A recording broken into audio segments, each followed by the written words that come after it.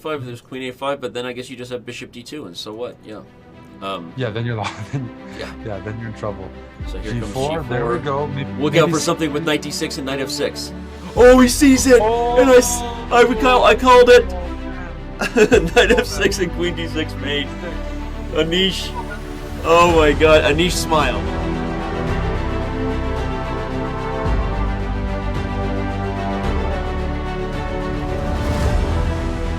And I'm not sure we've ever had two players that are more ready for this match than Anish Giri and Levon Aronian. They're excited. They're having fun with each other. Eric, my co-host, Mr. Eric Hansen, Mr. Chessbrah himself, joining us from the legendary Yasser Seirawan studio. I can tell from the bookshelf behind you. yes. How ready are you for this match here as we move into the quarterfinals of the Speed Chess Championship? Well, I think I get a bit of a rating boost just by being in this room surrounded by like classy chess literature. But two of the hottest players of the year, I'm very, very ready for this.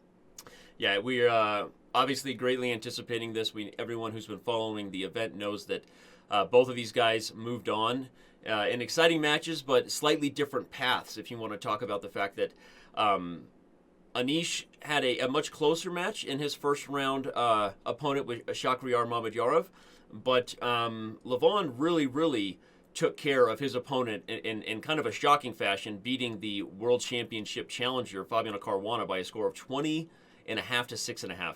How surprised were you by Levon's dominant performance there, or maybe not at all? And what do you expect to see as these two throw down here in the quarterfinals? I was more surprised, I should say, by probably Fabi's performance. Levon, when he's feeling good, playing aggressive, and we've seen it time and time again, he can really put up some pretty remarkable performances. So I just feel like he's in a good place right now, and Yeah. when that happens, not a lot of things surprise me.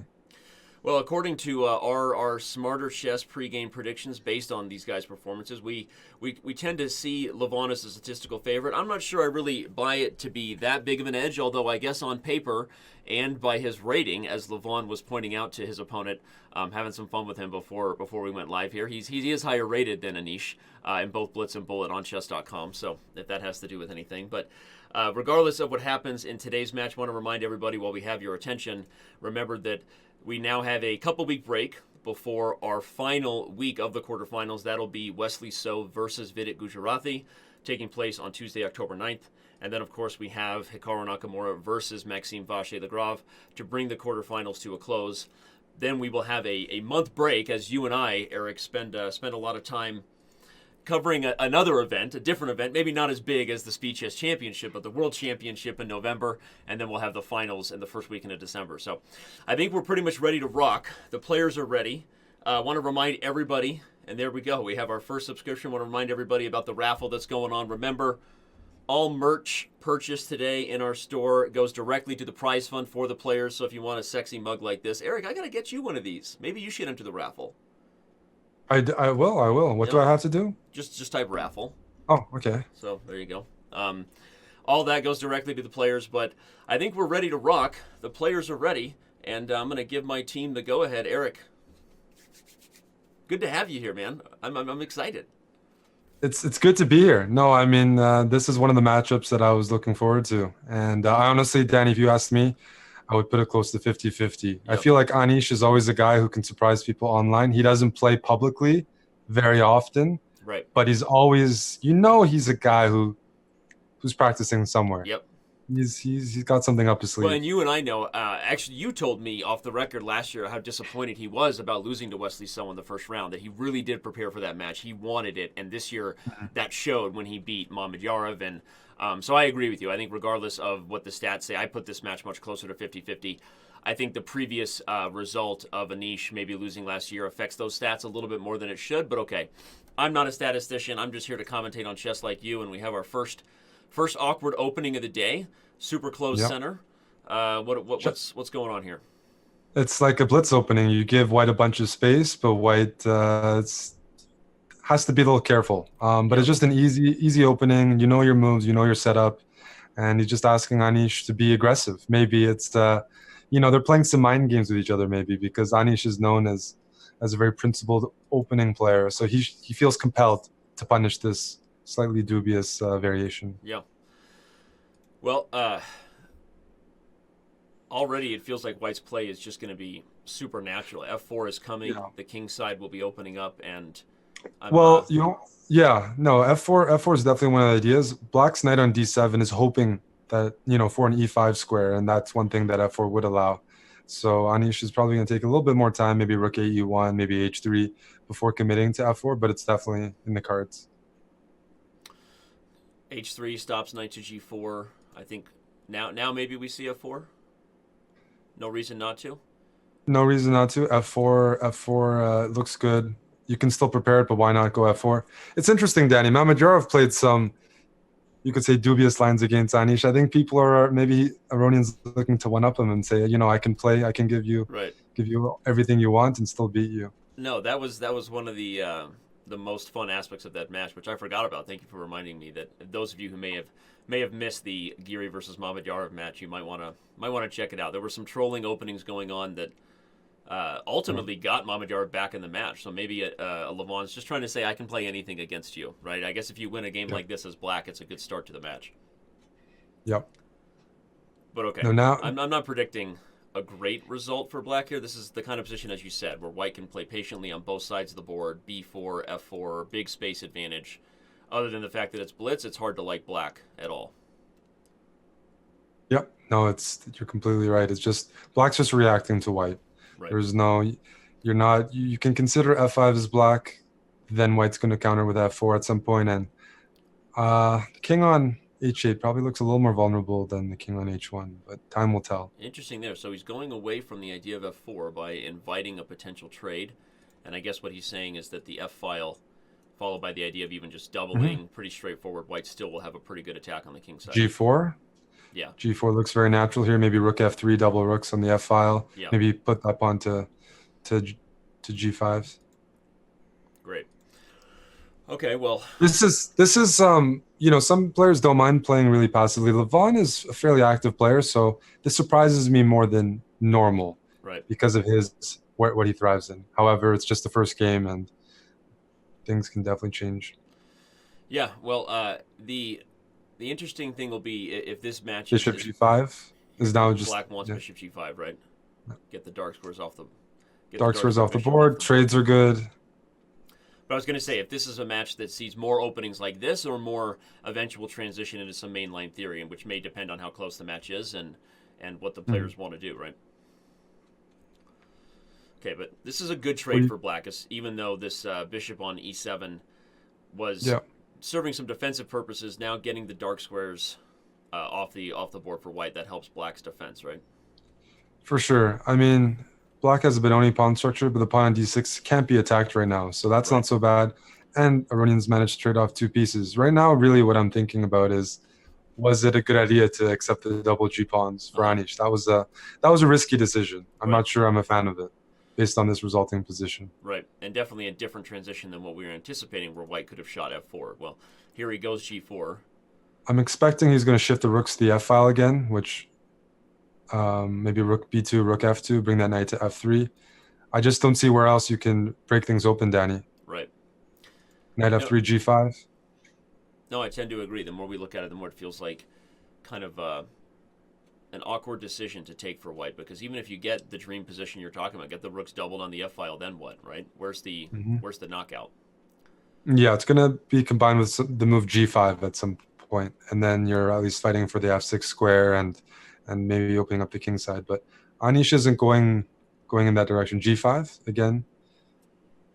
If you continue trading, then you might be in a position where your pawns are on the light squares, and maybe black ends up with more targets to attack. Point. Yeah, C4, E4. Pieces come off, the more this bishop on D3 doesn't look great, and the more the black bishop.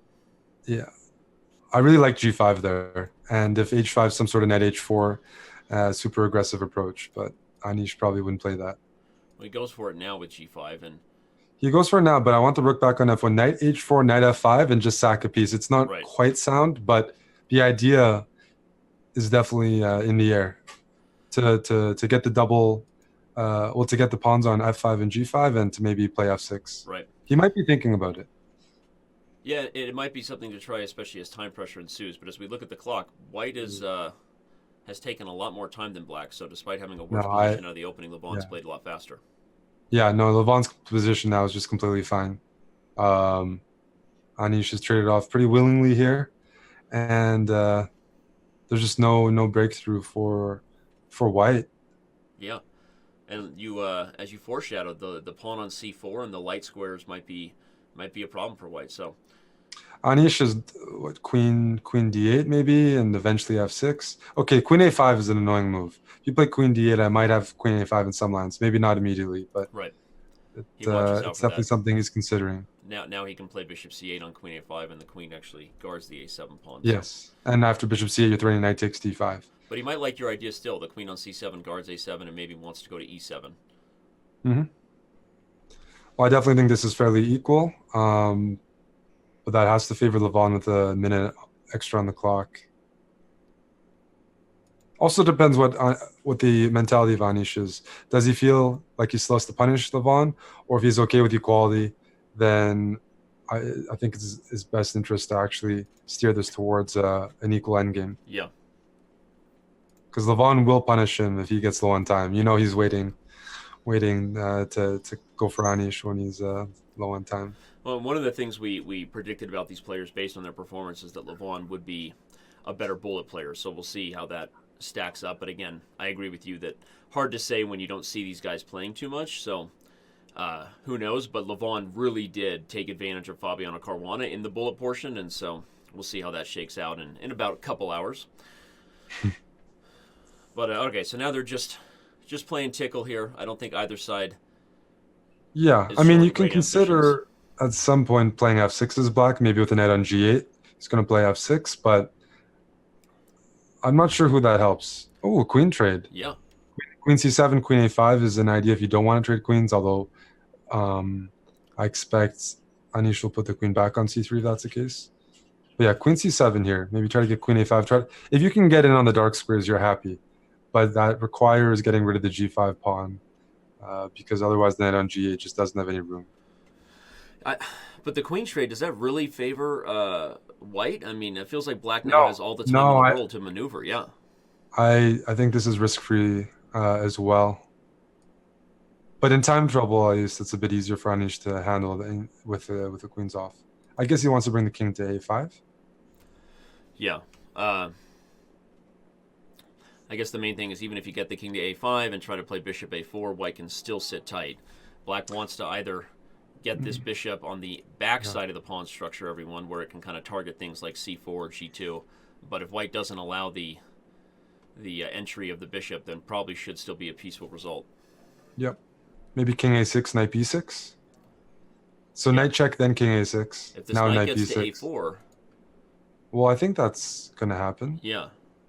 But it's still, I don't see anything clear here.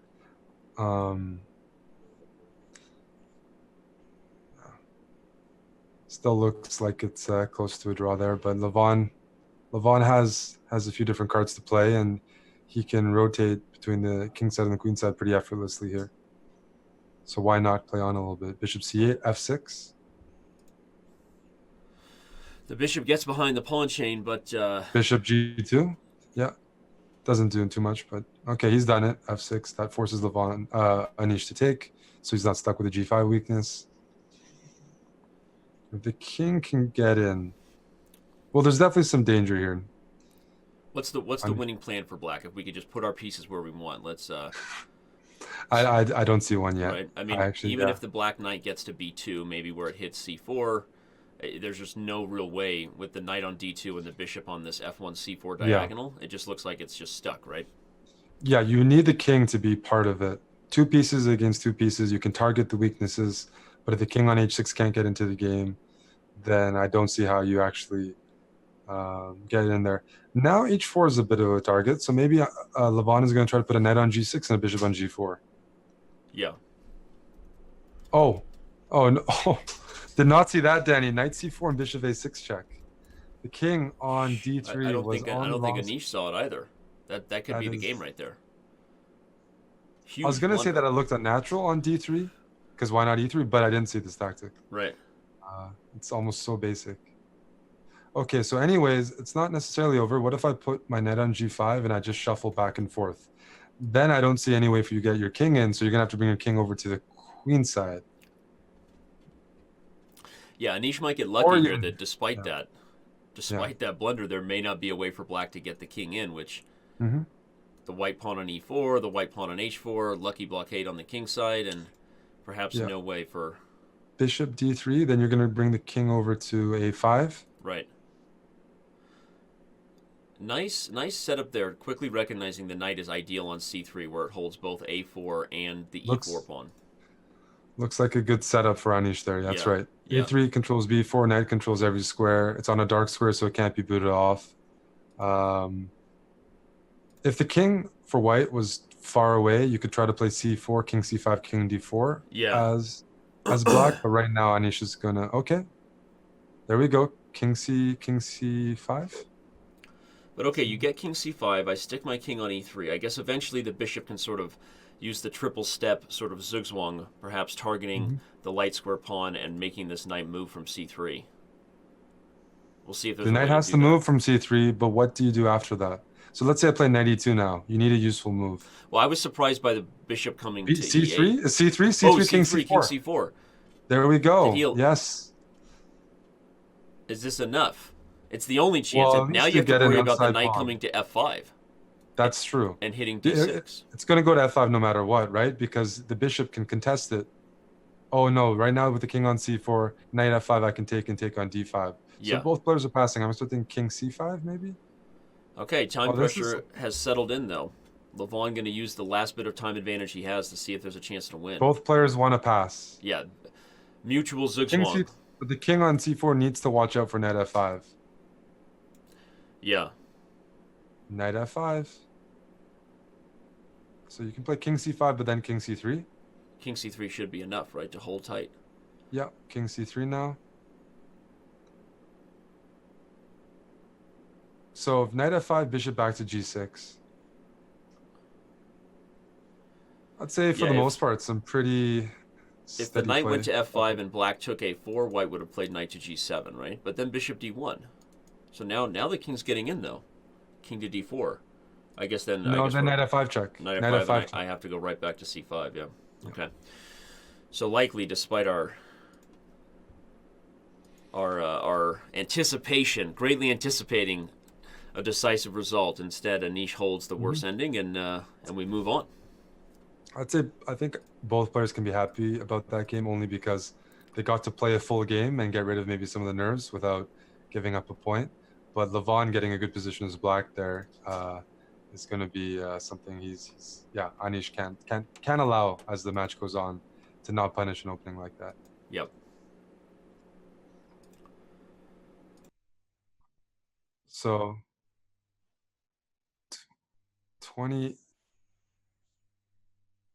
2018 Levon playing lots of e4.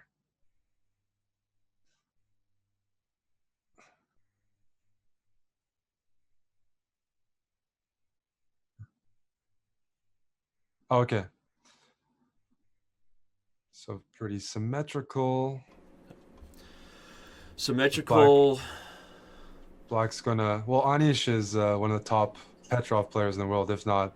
well, now that Fabiano's playing, it's debatable, but Anish has been playing this since he was like Yeah. a young boy, and symmetrical positions are his bread and butter. A young Dutch lad, as they would say. Yes. Well, what is it that you think had Levon transition to more e4 as part of his repertoire? Just bored and wants more stuff, or more stuff to Maybe. play? I've always had the impression Levon is a big chess lover as a person, and as a chess lover it means that I have more ways to explore the game. I've mastered d4, I've played it most of my life. Yeah. And why not try e4? Because, you know, he's still in his prime and he's still spending time on chess, but it's a new uncharted territory, at least playing it with the top players. And I feel like he's the sort of guy who's like, to give the game, you know, some of the respect, I should be, you know, mastering e4. Also, just it's a good thing if you can do it. And Having more weapons. I was going to say, was that a blunder or was that on purpose there? No, I would say... Because obviously white couldn't take with the queen, everyone, because back rank checkmate. Yeah. So the queen... So c6 or queen d8, bishop f4, you bring the queen back, you just defend c7, and black's going to play for this pawn structure. whether that's c6 here or queen d8. Yep. The only reason why I'm thinking about queen d8 is I'm thinking white's going to play queen f1 and rook e1 and bring the queen over to either g2 or h3. So my queen on e8 might feel a little uncomfortable with all these pieces covering the e file. Queen Yeah. f1 is coming, so it's going to be an imbalanced game based on the two bishops and the worst pawn structure for white. Yeah, and it's a typical way that you would want to use what happens here on your king side. Put the king on h1, get a rook to the g file. So if the bishop pair gets loose on the king side, then you won't be regretting the double pawns at all. Queen d2. Yeah. I liked, yeah, well, it's a similar idea. If g6, I'm wondering if that knight's going to h6 or not. If g6... Probably knight h6 check and then knight back to g4. g4, yeah. Okay, knight comes to h5. Now white might just save the bishop pair with bishop back g5 first? Bishop g5 first, because, well, you don't really have to worry about queen h4, right? The knight on f5 is guarding it. I just want to provoke f6, though, because that would be really bad. But if I don't play f6, where's my queen going? Right. Queen e runs into rook e1. Queen, where else? So now... You might even risk knight d7 f6, right? Yeah. Knight d to f6, bring the queen to d7, and play rook e8. Yeah. The knights protect each other. I think you can get away with it. Queen d7 and rook e8. But white still has the initiative. Yeah, still a little awkward for black. You got to get to the e file quickly.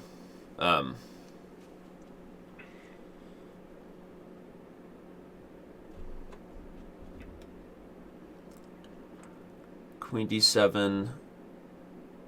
You have to be careful at some point that white tries to get the queen to g5. No immediate threats, but something like bishop takes f6 and queen g5 is lurking. King f8 is the move. If you give away dark sword bishop, then I'm comfortable about playing king h8. Yeah, that's a good point. If you keep dark sword bishop, I have to be a little careful. Yeah. Rook e5 makes sense. If rook e1, rook e8, white's just going to leave that rook there and hope to entice a trade. Yeah. And open things up even more. Levon's putting some pressure on here. Anish has not managed to trade off pieces, which would favor his better pawn structure. And now he's got to make a hard decision because he's almost running out of moves. No time pressure yet for either player, so both sides pretty comfortable, I guess, in what this has been all about. Is white ever gonna play f4 to reinforce the rook there, or you just don't want to give a target for black's knight on h5? That's right. I think that's one of it. Also, f4, I have to worry about knight g4 in some lines. I think I'm going to wait for now, because another problem with f4 is it commits my bishop to the king side. It's trapped. It can't go back over to e3 or d2, so it can easily be pushed away with h6. Okay, so now what? Black to move. Well, every single move has a consequence. That was profound. Every move here, like c6. You should teach chess for a living. That was profound. Well, I don't know what's on Levon's t-shirts, but maybe it's something like that. His t-shirt that he's wearing. There's some text there. Every move in life has a consequence. You know, you could definitely, No, but in all jokes aside, Eric's right. G6 obviously weakens the knight on f6 and the dark squares. H6 opens up tactics against the pawn. And as Eric said, taking e5, white's going to capture back, probably just with the d pawn, and then have a majority. So as profound as it was, it's also practically applicable, practically appropriate here. That black is sort of just wants to sit tight. Anish, rook e6 is a good move to sit tight. He took a lot of time on that. I think he's going to have to pick up the pace. Play c6. a4 doesn't change the structure of the position, so he could get away with a move like c6 or a6. Instead, he's trying to be a bit more direct and see how he can trade something off. That's a good move, Danny, because bishop f5 is on the horizon, forcing that rook to trade. Otherwise, and now this undoubles the pawns. Although white could probably take with both pawn, but I think he does take with the on h-pawn. He's going to take on e5 now. I think he's going to take on e5, forcing d takes e5. That might be fine for white. But otherwise, if you don't do that, I'm playing f4 next move. F4 and then F5, I might get to take back with the f pawn. Levon's doing good here. He's grinding. So bishop g5 is bishop g7 is bishop g7 is going to force white to make the trade he doesn't want to on e6. Right, but even that trade's not the end of the world because white will have the 2 bishops in the endgame. And You start to consider moves like a5 here if you're white, just to open up that a4 square for the bishop, and the potential of knowing the endgame is going to need you to have play on both sides if you're trying to win. The question is Levon looking for something concrete here, or is he content with trying to improve the position? Because bishop g7 is coming. Okay, bishop g7, he's going to play rook back to e3. He doesn't want to trade on e6. That's the only way I can rationalize that. Now b3. Oh, no, he backs up the bishop. I was anticipating him just sitting on the queen side. With the bishop no longer worrying about attacks like f6 at some point, white can maybe be a little more aggressive, play f4 and f5. Yeah, just trade the rooks. You have an endgame up a minute and a half. Levon, if he's going to trade queens, I think Anish is still going to be happy. You just have less, there's less chances to make a big blunder, an egregious blunder with the queens Anish off the busting board. out the patented head bob, saying he's relaxed. I'm leaning towards queen d1 here and just playing king g2 as a follow-up, Danny. And just at some point, I like the move f4, f5. Yep. Trying to sacrifice that pawn, but weaken black's king side. But yeah, queen d1 and king g2 is what I'd be going for. It seems to make sense to keep the queens on the board if you're still trying to make weaknesses, right? You said f4 and f5. If the queens are on the board, white can follow up with queen h5 at some point, and maybe you still have outside chances of an attack on the king side. He may not play f4 quite yet because b3, king g2, that's normal. But if b3, if you play f4, the knight might go back to d6 and then jump into e4. So he might take his time on playing b3. It's just whether you can find some other useful moves besides b3. Okay, a6. Levon's definitely calling the shots here. Anish has just got to maintain, I'd say, keep above 10 seconds on the clock and try not to commit himself to anything that requires much calculation. And right now he's doing that. And he's just waiting for Levon. If Levon plays b3 or if he plays f4. And we've seen time pressure already for Anish in both games, Eric. Is this something you think will continue here? Levon just that much faster? I think Levon is a faster player in general, except maybe in bullet. Anish seems to let go and he plays quickly, like he just has bullet mode. But otherwise, I think Levon's a little bit of a faster player when it comes to busting out moves. Okay, still very solid for black, but I'm just I don't. And we've already seen him hold an endgame once, right? Being worse and down on time. So Anish is trying to do that again. But I like White's chances if he keeps the queens on the board. I like that. Yeah, play. You want to play a4, but it opens up e4. So you're just finding bishop f4. Bishop e5, maybe. Bishop e5. Yeah, that's right. Bishop e5. I'd like to play f4, f5, but I'm only going to do that later on. Yeah. Okay, but now you've induced f6, so that's. Oh, that's clever. Knight f7 is clever. Bishop f5 is a cool looking move here, but it doesn't do anything if I don't take the bishop. Bishop d6. f4 can be played now because there's no knight coming to e4. This is a good setup for Levon. The bishops cover e1, e2, e3, e4, and the queen maybe goes to f3 or e3. Okay, that's fine. Interesting. Why now trade queens? Just because establishment of space? I'm not sure. I thought the queen would go to f3. Yeah, I liked queen f3 and he may just go back to f3 now. Yeah, the queen should go back to f3. That seems like. Okay. He's going to allow the dark squares to close up. But now this has to. Oh, I didn't see queen e6 though. So take knight d8. Bishop f5. Bishop f5. King f8. King f8 here. You can give up the h pawn for the e pawn, and then d4 is actually going to be a bit of a target. Something feels like it's gone wrong here for Levon. Suddenly. Yes. King e7, followed by knight takes e6. I don't see how you stop that. Right. You can play bishop a5, king e7. This is key, and you may just have to trade on d8 and settle on a draw, obstacle bishops. On the good side of it, you king up. I was wondering if... okay, he just sits tight. Even here, the bishop can shuffle to b2, hitting d4, preventing the king from ever getting loose. This is a draw. Should be a draw. Levon taking a few seconds there, perhaps, to try to come up with a creative idea, but with no time on the clock. likely they're just going to settle, and they offer, and they do. So, patterns. We've seen Anish be worse twice, but hold twice despite time pressure, right? And being on the worst end of things in an endgame. So, not where you would want to be, really, if you're Anish, to consistently be, because you'd like to think the more you're in bad positions under time pressure, it's not a good recipe. But got to give Anish some defensive credit, right, for sticking with it and being resourceful. For sure, if he can maintain this pace, then good on him, because it's definitely tiring, suffering like that. But I think that last game was fairly well played.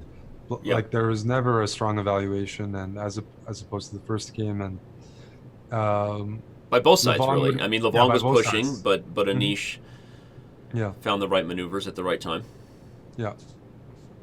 It's the type of draw that I'm a lot more okay with, right? You know, Right. in chess, we have the classical draws, but Right. when the players are there's a clash of styles. So you're not Greg Shahade. You're not dogmatically against every draw. No, Just no, the quick ones. not every- just the quick ones. Right.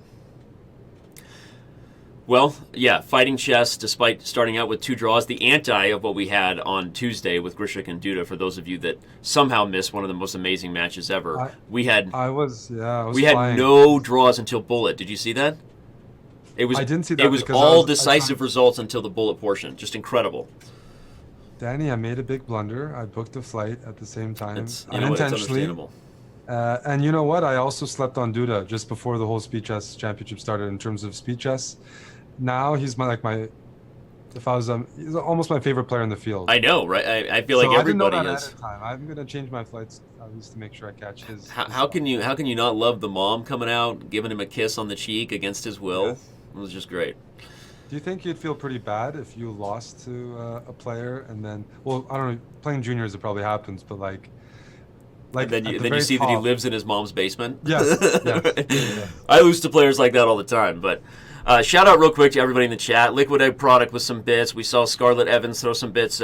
Chess Bay, all of our mods, thank you. Just want everyone to know that we see you, we love you, both Chess TV and Chess.com, and all 2,300 of you with us right now. Hopefully you're with us all day, and thanks for being here. Remember, enter the raffle, merch contest. I feel like I'm supposed to say that. They told me, hey, feature the mug and say merch, and I said, okay, I'll do what I'm told.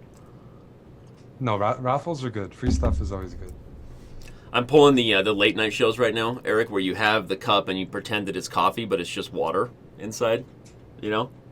Is that how late night shows work, or is this water, or is it even stronger? Often it's water. Often it's Okay, water. okay. But Because all I right. feel like a late night show, anything could be in there. Well, Anish here has a good position, Danny. I can say that. And unlike game 1 of this match, he hasn't traded everything off.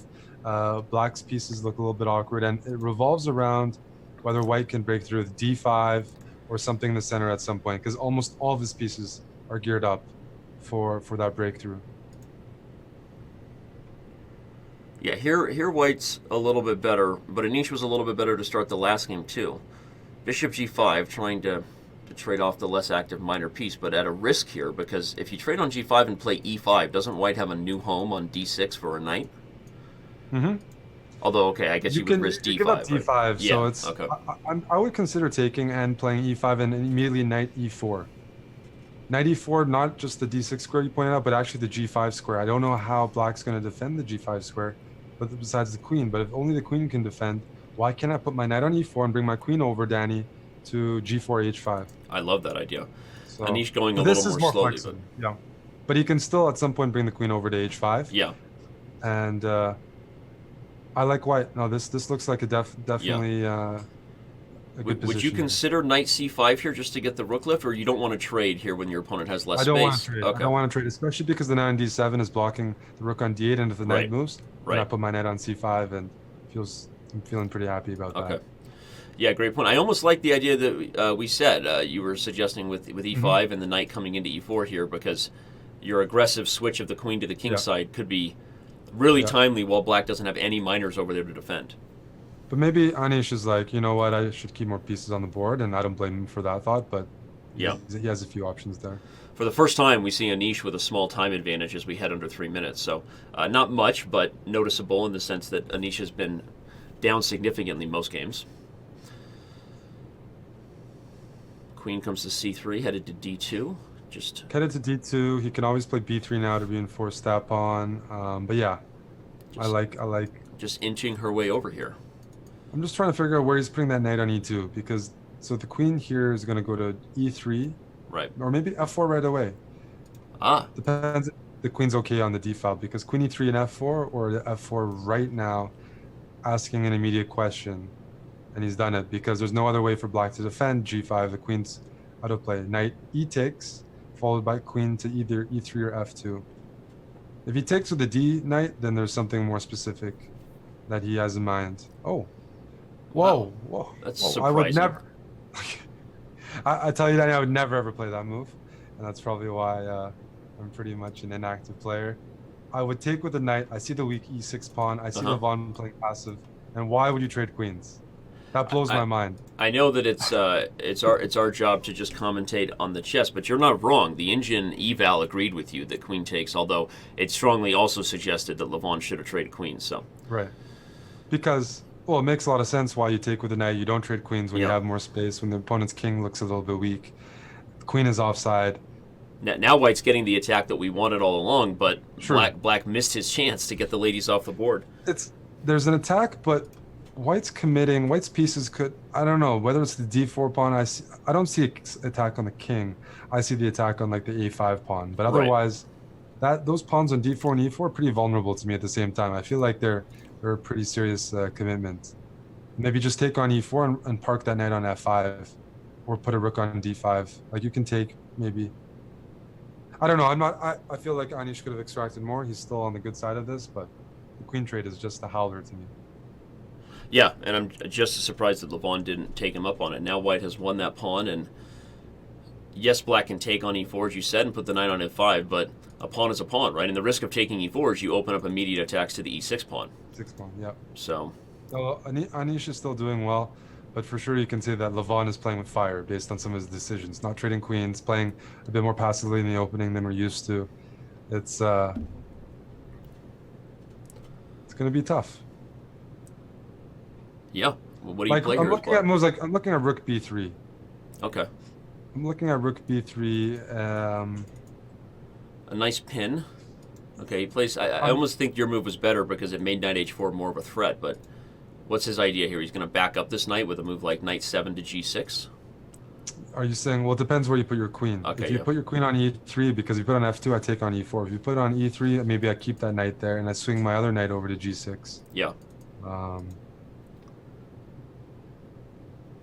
After queen e3 again, rook b3 might be a consideration. I think he knows he's worse here, Danny. He's just going to try to induce a blunder and he understands he's worse and he's going to try to use some tactics and just, not overthink it. Play in blitz style. I'm down a pawn. I at least need to play faster and give myself a chance. And unfortunately, he's not really playing fast enough right now, right? With means he's looking for some tactics here, something a bit more concrete. I don't believe it, Danny, because the queen is on b8. No matter what, this is unless there's something on that long diagonal from b8 to h2. I might even play rook e5 here. Rook e5. What about rook e5 right now? Rook e5, and you're just going after e6 straight up. Wow, he takes it. Well, e6 is hanging. And he's just going to win a second pawn. Well, pawn's position is just busted here. Ooh, c5. Yeah. Talk about just trying to create complications. Yeah. That's all he's doing now. Although that did have one purpose. It guards the e6 pawn with the rook on b6. So now knight f5, but Anish is going to be one of the first guys to wait in line playing queen e5. Yeah. After the next move, Anish will. Now he wants the queens off. Play something like that. If I'm wrong here, that's okay. But I think queen e5 and queen g5 are both possible here. Yeah. But if you're going to lose the game, move like queen g5, maybe rook f6, rook g6. Oh, queen e4. All right. Playing it cool. Playing it cool, which from a practical point of view is maybe smart, given that Levon is now getting under time pressure. Why change the direction of the game, right? The queen is safe on e4 because now on f5 can't move because h4 is hanging. Right. So now maybe just queen g6 is what he wants to do. I was going to say maybe just play d5. Just d5. Yep. Keep your pawn while you can. Black is. Ooh, does he miss rook takes e6? No, I guess he can just block on e5. He's going to play rook e5. He's going to play rook e5. Okay. He's just playing it. Anish has his way of converting, and that's going to be a bit less confrontational. Aha. Yeah. But I think there's knight c3, is there? Knight c3 you could take on Rook d4 with takes- check. Okay. I can take on well, knight c3. I can also take on e5. Okay. So he just moves the rook to a safe square. Still Yes. should be enough to win here. Levon now under 10 seconds. Anish could have spent a bit more time before that last blunder.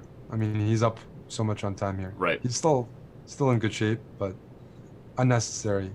Every pawn matters. G3. Can you get away with G3? Even g4. I almost wanted g4 to trade on f8, but okay. Irrelevant. Yeah, G3 just wins the piece, but G4 should also work out. Right. Easy to pick. Well, Anish, There you go, right? Easy to pick between wins when you're in a position like that. Anish, calm, relaxed, and gets the first victory we've had in the match so far. yeah, it's it doesn't feel like based on the first two games, it doesn't feel like he's winning the match, but he held those, he drew them in the end, and he won his first really good position there. So that's a very, very efficient way of doing things. Dutch efficiency there, holding and then converting your rare good positions. But despite being worse than the Petrov, he's saying he's willing to play this line again against Levon. He's going to have a different line this time, though, right? Because White has played h3 early to prevent the bishop to g4, so we're not going to get the double pawn versus bishop pair dynamic in this one. yeah, I mean, and that might say something about how Levon evaluated the previous game. That yes, I had the initiative, but I don't need to accept those double pawns. I can maybe come up with the same sort of initiative on the king side without structurally messing up my pawn chain. Yep. Well, actually, at least they're double pawns, but these aren't as bad. Different types of double pawns. Different types, much better types. So I was wrong. We will have a bishop pair versus double pawns imbalance. I don't entirely understand why Anish enthusiastically gave away the bishop pair. Yeah. I don't understand why. I think he can still. Maybe he's confident in his defense. Maybe queen e1 right now. Maybe he's just saying the bishops actually aren't that strong, but it just. I'm a bishop guy. Hey, we're both bishop guys. That's the problem with people with the Petrov. They're very good at defending. Right. Pretty much everything. I mean, that comes with the opening. If you've mastered the Petrov, then you've played plenty of tough positions, and this is not the end of the world. Your pawn structure's fine, and you're not going to get mated here. It's pretty stress-free. Well, but regardless of your and my feelings about the bishop pair, you said Anish is a Petrov expert, right? Been playing it forever. Yes. So maybe there's just something about this dynamic where you have the two knights, and okay, now only one, but you have the knights nicely placed, and he just understands from experience that the knights are fine here against the bishops, right? Yep. I mean, especially once you've established the knight on e4 and the Petrov, with it being the only open file, it feels like I personally hate playing against this. It just feels like I just never get enough winning chances as white. Yeah. These guys trade queens a bit faster than you and I. Yeah. But that's okay. I think for the audience, we should get accustomed to some endgames here. Yeah, this one's not fully. Buckle in, everybody. We're gonna get. This is our third endgame. The knight's gonna go to c4. White can blockade that pawn. The knight has squares like d6.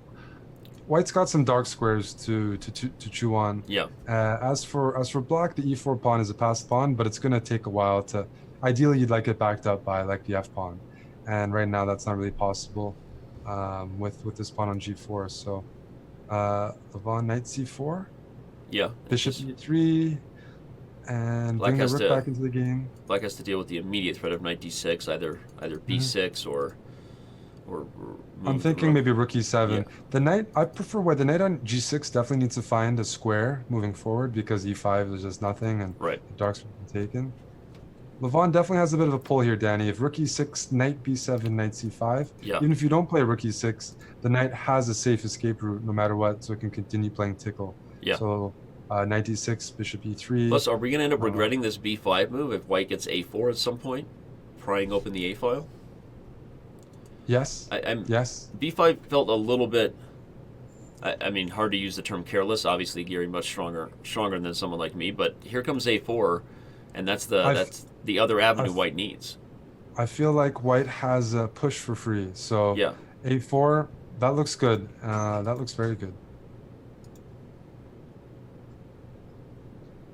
That's right. A lot of people making comments about Levon's lights. We talked to him about it before. As he said, somebody's got to keep it classy around here. That was his. Yasser's making spaghetti and he's being. Oh, Yasser, I got the Petrov to look at. Yeah. You want to say hello to the? Check it. Yeah, of course. The one and Hi, only. everyone. Hey, Yaz. Petrov. Why did I come for a Petrov? You came to give me spaghetti. You and me both. Yaz, I was just saying how I hate this position for everyone. Although now we're liking white much more with the A file. I like white. You like white? I like white. That's a great contribution. Thank you. But the spaghetti that you just made is the best part. A better part of the contribution. Bye, everyone. Bye, everyone. Bye, Yasser. Yasser, you just make it look like I'm very spoiled. I know. Is Yasser making you spaghetti? Is he making you spaghetti just how you like it? Energy. Yes. Need energy. Chess players have to be strong. Exactly. That's making me hungry. Now I want some spaghetti, you know? It's very good meat sauce. Oh, man. Well, the defense is on again for Giri. For those of you who may just be joining us, we've seen, despite a lead in the match right now for Anish, we've seen him be worse in at least 2 of the 4 games so far, right, Eric? And now he's going to be worse in the endgame again for quite some time. White's got everything here. That b5 move, but you know what? From the beginning of that position, it wasn't completely equal, right? Yeah. There's this. White's pieces were all a little bit better, or they had more of a future. I mean, even now, yeah, the b5 move for sure is something. Yeah, I'm backing up there, but yeah, again, I think that just seeing it was surprising because despite being worse, you still want White to have to work and prove the advantage, right? When you play b5, you're just giving the open lines that White needs. So now e4 is going to be a target, but at least the bishop on c8's freed up a bit. I think that this is a very tough position to play for Anish. You never want to play knight takes e3 because then that's just a good knight against passive bishop endgame. The a file is fantastic. White's king is better than Black's king as a blockader of the passed pawn and also as an attacker of that isolated, of that pawn on e4. Everything favors White here, and sort of like the early games, is there enough to win? But this is like a one-way street. At some point, I'd like to kick away the knight off d5. It's not quite possible because b3 I can't get in. Right. So that's the lone good part about Anish's position. The king, rook, and bishop on the back rank. But maybe he's on to your plan here. The king's coming to d2 to protect both c3 and d3, so that b3 and c4 is possible. That's right. That's right. So rook e7. Well, that's giving up a pawn, but he's saying that I have better chances to hold down a pawn here. Better chances down a pawn where I know what to do than playing with all the pieces and just being ground down and just lacking space. Well, and we've seen him do it a few times already. Again, this has unfortunately been something Anish has had to do several times, but if he does it again, then he'll be right about that rook trade and pawn sacrifice. Part of having the good right mindset as a defender, right, Eric? Saying this as someone who is openly admitting that he's not great at defense, that recognizing an opportunity to trade one disadvantage for another, but to, improve activity or give yourself better drawing chances in the new setup, right? You have to kind of be resourceful in that sense to be a good defender. For sure. No, I understand what Anish is doing. I don't necessarily understand Levon's decision to continuously... I mean, he's taking material here, but if he does not win this, he's got to be asking himself, should I be trading off the heavy pieces in these positions where I'm ahead? Because the other alternative wasn't bad, just playing on as opposed to going into an endgame. I mean, yes, he feels like he should win up a pawn. That's the only, he just feels like, I'm up a pawn. It's not a draw. It's not opposite bishops yet. There's a knight on the board and pawns on both sides. But that's what it's going to come down to because he didn't have to do this. If Anish shows that he's quite comfortable holding these down a pawn, well, don't trade unless it's a really good endgame. And this isn't amazing. You need to create a passed pawn somewhere. The bishop on d5 is strong. You can't go into an opposite bishop endgame, so you need to somehow get a passed pawn going. Yeah, but hard to do, right? Black's pieces are kind of ideal. The bishop's on d5, the knight's active, and what's the plan? I mean, your majority is a 3-on-2 that's completely blockaded on the light squares. The plan is a passed pawn, or to win a pawn, like on the king side. The plan is a passed pawn, and wait, what? I thought king g3 now. but G2 is hanging in a Okay, lot yeah. of variations. However, you're still right because now knight F2, knight F2 Knight F2, and is this that the pawn second is pawn? But before we rule out Anish there, he's a quick guy. He might shuffle his king over to B3. He might make a Dutch sprint over. right. You see what I mean? Now E4, King to E4, E4. king to E4, and he's going to try to penetrate Levon's king queen side there. Not yet, huh? Okay. Wait, why not king E4? Maybe knight F6 Knight check. F6. I guess he thought he would be It's losing not in quite the enough. endgame. The G pawn was Well, too now fast. he's down. Now he's down 2 pawns. Yeah, now I think It's we can officially say that, our reaction at G4 was right, because it looks like White has enough to win now. well, yeah. Levon's trusted his technical skills this match so far that he can take the pawn and convert Right. it. And I don't blame him if he does it. And here he's gonna put the bishop on E5, put his king on F3, and play G4. It's gonna start pushing that pass pawn, and then at some point maybe pivot and go for like C6. But he's gonna definitely have to push black's active pieces back because this is very annoying to deal with when you're low on time. Yeah. Already allowing a bit of counterplay. Bishop A3, bishop D5 check, king F4. That's true. Very, very. After king F4, you're very safe on the dark squares. And I think bishop A3 was a nice move by White, not moving the B Yeah. pawn to create a new C pawn target, just sort of sitting tight, making it really hard for Black to keep holding the same position. This is bad. The king on F4 is a good piece. Knight goes to D3 here. This one should be lost. Maybe knight C5, knight D7, bring the knight over. You just got to check. Now your knight guards B2 as well, so you could probably True. move the bishop from A3 and then try to play B3. So maybe bishop E7, bishop H4, and then some sort of B3 move. He's going for a different approach where he wanted to put his king on H4, knight F4 check. Yeah, G5. should also be good. The one thing, watch out for your time if you're Levon, because you had a lead, but if you get down to 10, 20 seconds, you sometimes end up making decisions that lead to endgames. Even if you're up a couple pawns, it could be a draw. You commit to trades that you can't fully calculate. Right. So you've gotta keep up that time lead. And Anish though, Danny, Still, yeah, I mean, he's defending. very resilient for a guy down Yep. 2 pawns. Yep. Down. Just Knight sitting check. tight, trusting in his light square blockade, now threatening knight F5. Oh, did Knight F5. You couldn't. Yeah. could he have done that? Bishop D1 check. Bishop D1 check. is winning the bishop. Oh my Yes. gosh.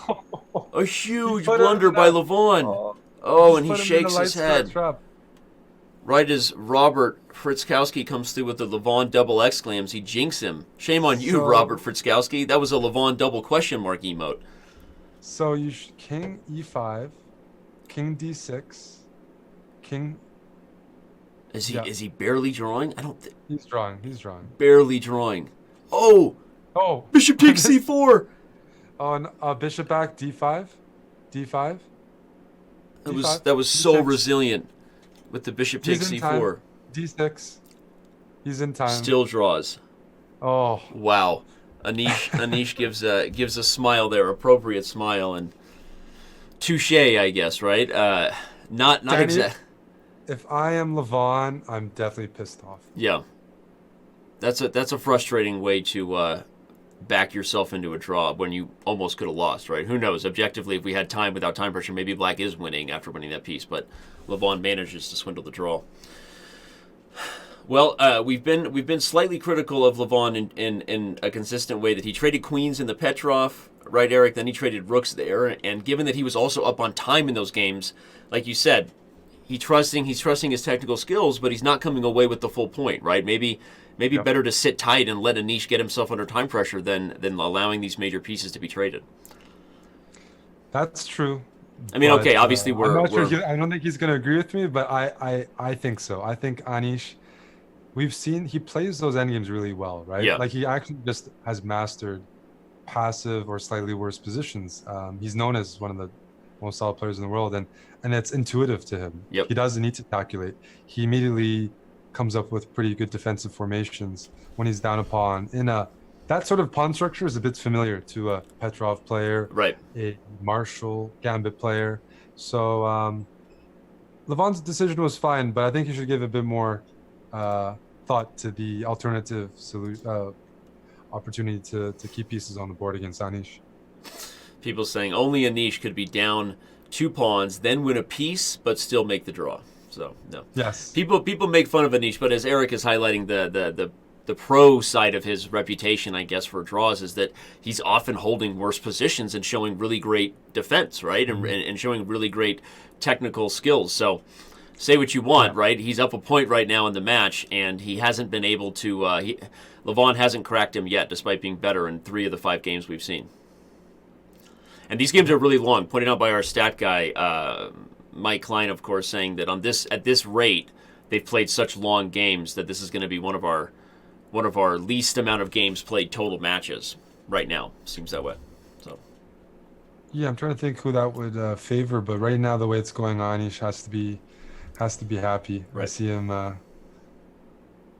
Well, Levon playing the accelerated dragon. I am not used to a lot of these openings. I have to admit, his previous speed chess match against Fabi, I was watching, but once it got really bloody, I couldn't watch it entirely. Hard for everyone to keep watching that one. So, but I imagine a bit of a different approach. I mean, these openings, he knows Anish likes to play against this. He knows that. Right. You're giving Anish space. You're playing these systems where the way to get an advantage against them is to play principled chess, which Anish is very comfortable doing. It's not like something irrational or getting out of the comfort zone. But they're fun openings, so I can't. What can I say? He's bishop e5. You try to provoke a move like f4, which destabilizes this g2 to e4 pawn chain, which is very important in terms of keeping control of your space advantage and black's breaks of d5 or b5 or f5. So he's trying to induce f4. G3 helps or even well. induce g3. G3, then queen f6, double attack on c3 and f3. So the way he's playing it, some people play the accelerated, they're passive with it. At least Levon is handling a passive opening or potentially passive opening in an aggressive manner, and I can respect that. See, he's getting into Anish's Anish's grill, I guess, whatever you want to say. Yeah. Yeah, there's a lot of things you could say there. But ooh, bishop takes e4. Anish clearly missed it. Well, there's bishop takes c5. What's going on? Then I can take bishop? On b1, right? Yeah. Yeah, I think we're gonna see black go up the exchange, possibly. Oh. Looks like it. I'm just counting now, and it looks like that's an exchange. It's a healthy exchange. There's one thing. Yeah, if bishop. No, this is just a good exchange here. Bishop f5. Yeah, clean. And you can't play g4 because the pawn's pinned. Otherwise, yes, you'd win back a second, the second piece. But, well, so now, I think what I would do as white is try to figure out a way to trap that queen Danny. You're up, you're down in exchange as white, but that queen on h2 doesn't have a way to extract itself. Right. There's moves like bishop takes h3 also being threatened right now. So Anish can trap, maybe, you know what I'm thinking, Danny? After f4, knight g1, knight f3. The thing is, there's bishop h4 e4. Comes too fast. Or bishop h4, that's right. Bishop h4 is retained here. That's good. Well, if he doesn't succeed, which doesn't look like it's happening, then this is just game over. Right. E5 is coming. Well, this is fun though. You got to do everything you bishop can. Bishop g1. He's threatening. Bishop g1. Are you ready for bishop g1 here? Bishop g1, and then the knight comes to g3 at some point, right? Not right away, but okay. But bishop as you G1, said, I think it was a clean exchange and clearly a blunder by Anish. That's why he's all in on this. So bishop g1. Bishop e4 check. I think. Check. Oh, but that would actually not be good. Maybe. If bishop King g1, e3. bishop e4 check, king f2, queen h1, knight g3, black still has bishop h4. Right. No, you're not going to try. You're not going to try to trap the queen right away. You're going to have to find. So king e3. What about king e3 here? King e3. The queen has to go to h1. Black is threatening bishop takes g2. What a position. Yeah. I have a feeling this does not work for Anish, but he's trying the only thing he can do, which is because he's just down material and his king is going to get mated. No, and you make a blunder and you have to do your best to mix it up, right? I think bishop takes e4 was missed in this when this plan started with h3 and king f2. I see nothing here, Danny. I think this is just lights out. This is over. Bishop takes g2 is a threat. Yeah, and he just wins. Wow. There's Levon. The first Levon, win for didn't Aronian panic. Yep. comes in. And- No. I don't want to say shocking Comes in- fashion, but came in very, very, very, very quickly. Right? It felt like that middle game was just starting, and then all of a sudden, White was lost. Yeah, Anish has to be kicking himself. He defended some of the hardest positions you could possibly have. And then as White, against an opening like the Accelerated, where you're given a lot of space and opportunity, he just gets mated out of nowhere or attacked out of nowhere. He's got to be unhappy with just the, there was no, that happened so quickly. That happened so quickly. So now it's level. It all happened so fast. Oh, man.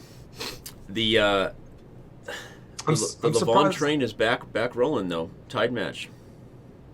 I'm surprised that Levon continues to play this, not because his positions aren't good, but just because he's capable of playing so many lines. But we talked about from a match strategy perspective, maybe Levon likes his chances as the time controls get faster and doesn't mind taking time off the clock. True. So Anish has spoken about Levon being a favorite in this match. Do you think he's just saying that, or do you think he believes it? You can never tell. He was. Both sides were having a lot of fun talking trash. We tried to get them to come and do their own pregame trash talk, but as soon as I offered that, just so everyone knows, they kind of showed their true colors that both sides really do want to win this match and didn't want to talk about how they prepared beforehand. So, but they said they'll have fun after the match with the interviews. So make sure you're here for that. I don't know. I don't know that Anish really considers himself an underdog against anybody. I think he has the mentality of a top player, like we see all of them have, right? But I don't think he's full of it when he says he does think Levon is probably the better bullet player. So, okay, but this looks like the best Petrov Levon has gotten so far. I mean, this match so far, in terms of the games where Levon is white, is like some sort of session on how to grind down symmetrical pawn structures, right? Yes. You've got... or how two bishops are good, but if the side of the two bishops has double pawns, you can consider, giving them the bishop pair, which is there's some general principles there, but Anish is one of the few guys I think playing like this. No, I agree. It feels like one not pretty. And we're both biased and liking White's position with the bishops. White hasn't gotten the full point yet, but White has been much better from start to finish twice. I mean, now White can poke at both sides, right, Eric? You have a4 at some point when you need to open the a file. Yeah. You have g4 on the king side. Well, compared to last game, though, a4 is going to be met with b4 because that queen on f8 is doing absolutely nothing except controlling this diagonal. Right. So I think Anish, bishop f5 is a good move because Anish wanted to play knight e4. If not knight e4, what's the bishop doing on b7 behind its own pawn chain, and you're just getting pushed for space. Right. That bishop on b7, he's rerouting it because it's just doing nothing. He's just staring at its own pawn. And he's also renewing the threat of knight e4. Right now the knight's protected. Knight e4, Black knight wants e6. to play knight e4. Trades are good. Knight e4. I'm not going to play a move like g6 yet. Yeah, so knight e4 and knight b6 make a lot of sense here. But this position, I can live with for Anish. He's a bit worse, but nothing too concerning. Last game looked a lot more uncomfortable. Yeah, the last game with the Petrov, right? I mean, obviously last game was more uncomfortable because he got, mated as White, but bishop to c7, okay. Rook takes, or is he going to do pawn takes and bring that knight over to d5? Yeah, I would love that, right? Thinking about it. He's thinking about it. Double-edged, right? You give White a protected past d-pawn, but if you can establish the knight on d5. Yeah. Well, there's a line here. Knight e5, knight f6. You can't play d5 because there's queen c5 check. Winning the bishop. Because as White, I want to shove d5, d6. Right. But if I can't do that, and Black gets the knight on d5. And Black has I think I'm going to go. I like that. I like that. Push him, baby.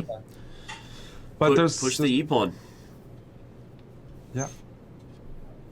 Yeah, this seems like an interesting transition. Knight f6. Put the knight on d5. Then play f6. And where's that knight on e5 going? I love your plan. I love it. Knight f6. Again, key tactic. White can't play d5. Yeah.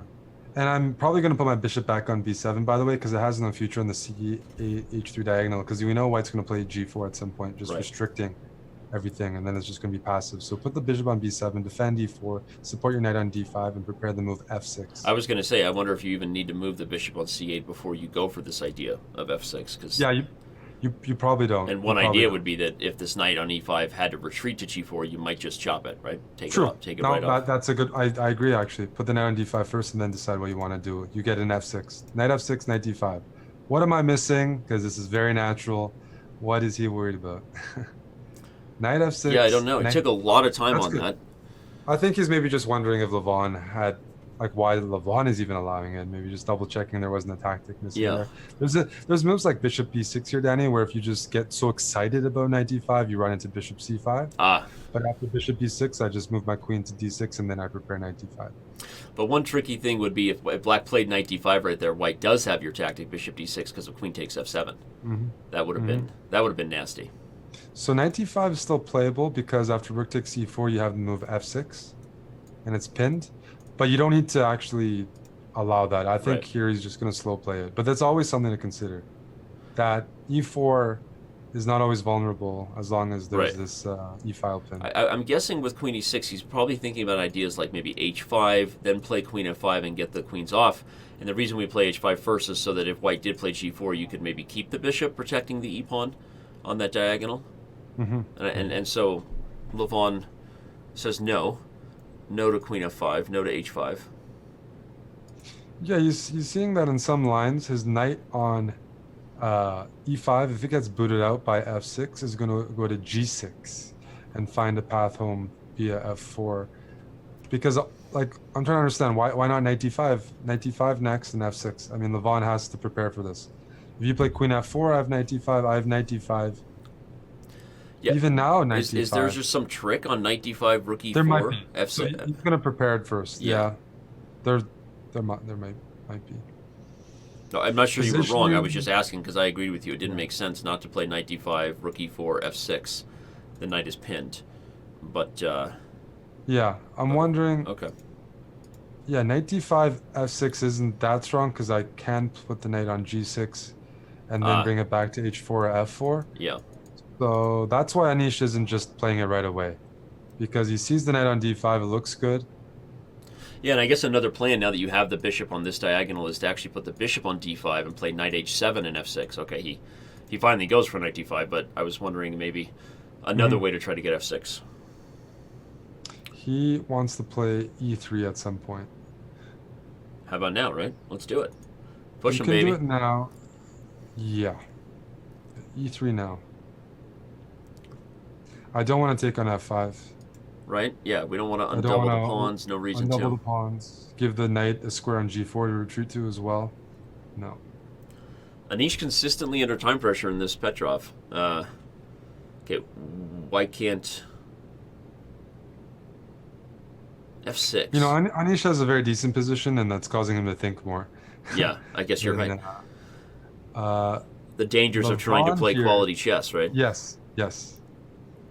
Levon here, if he trades the queens, I think he's more safe, but he wants to play against Anish here. He's going to keep the queens on, which I don't think is objectively the best choice in a worse position, because I want to play queen c6. Yeah, Queen c6 and generate some threats on the long square diagonal.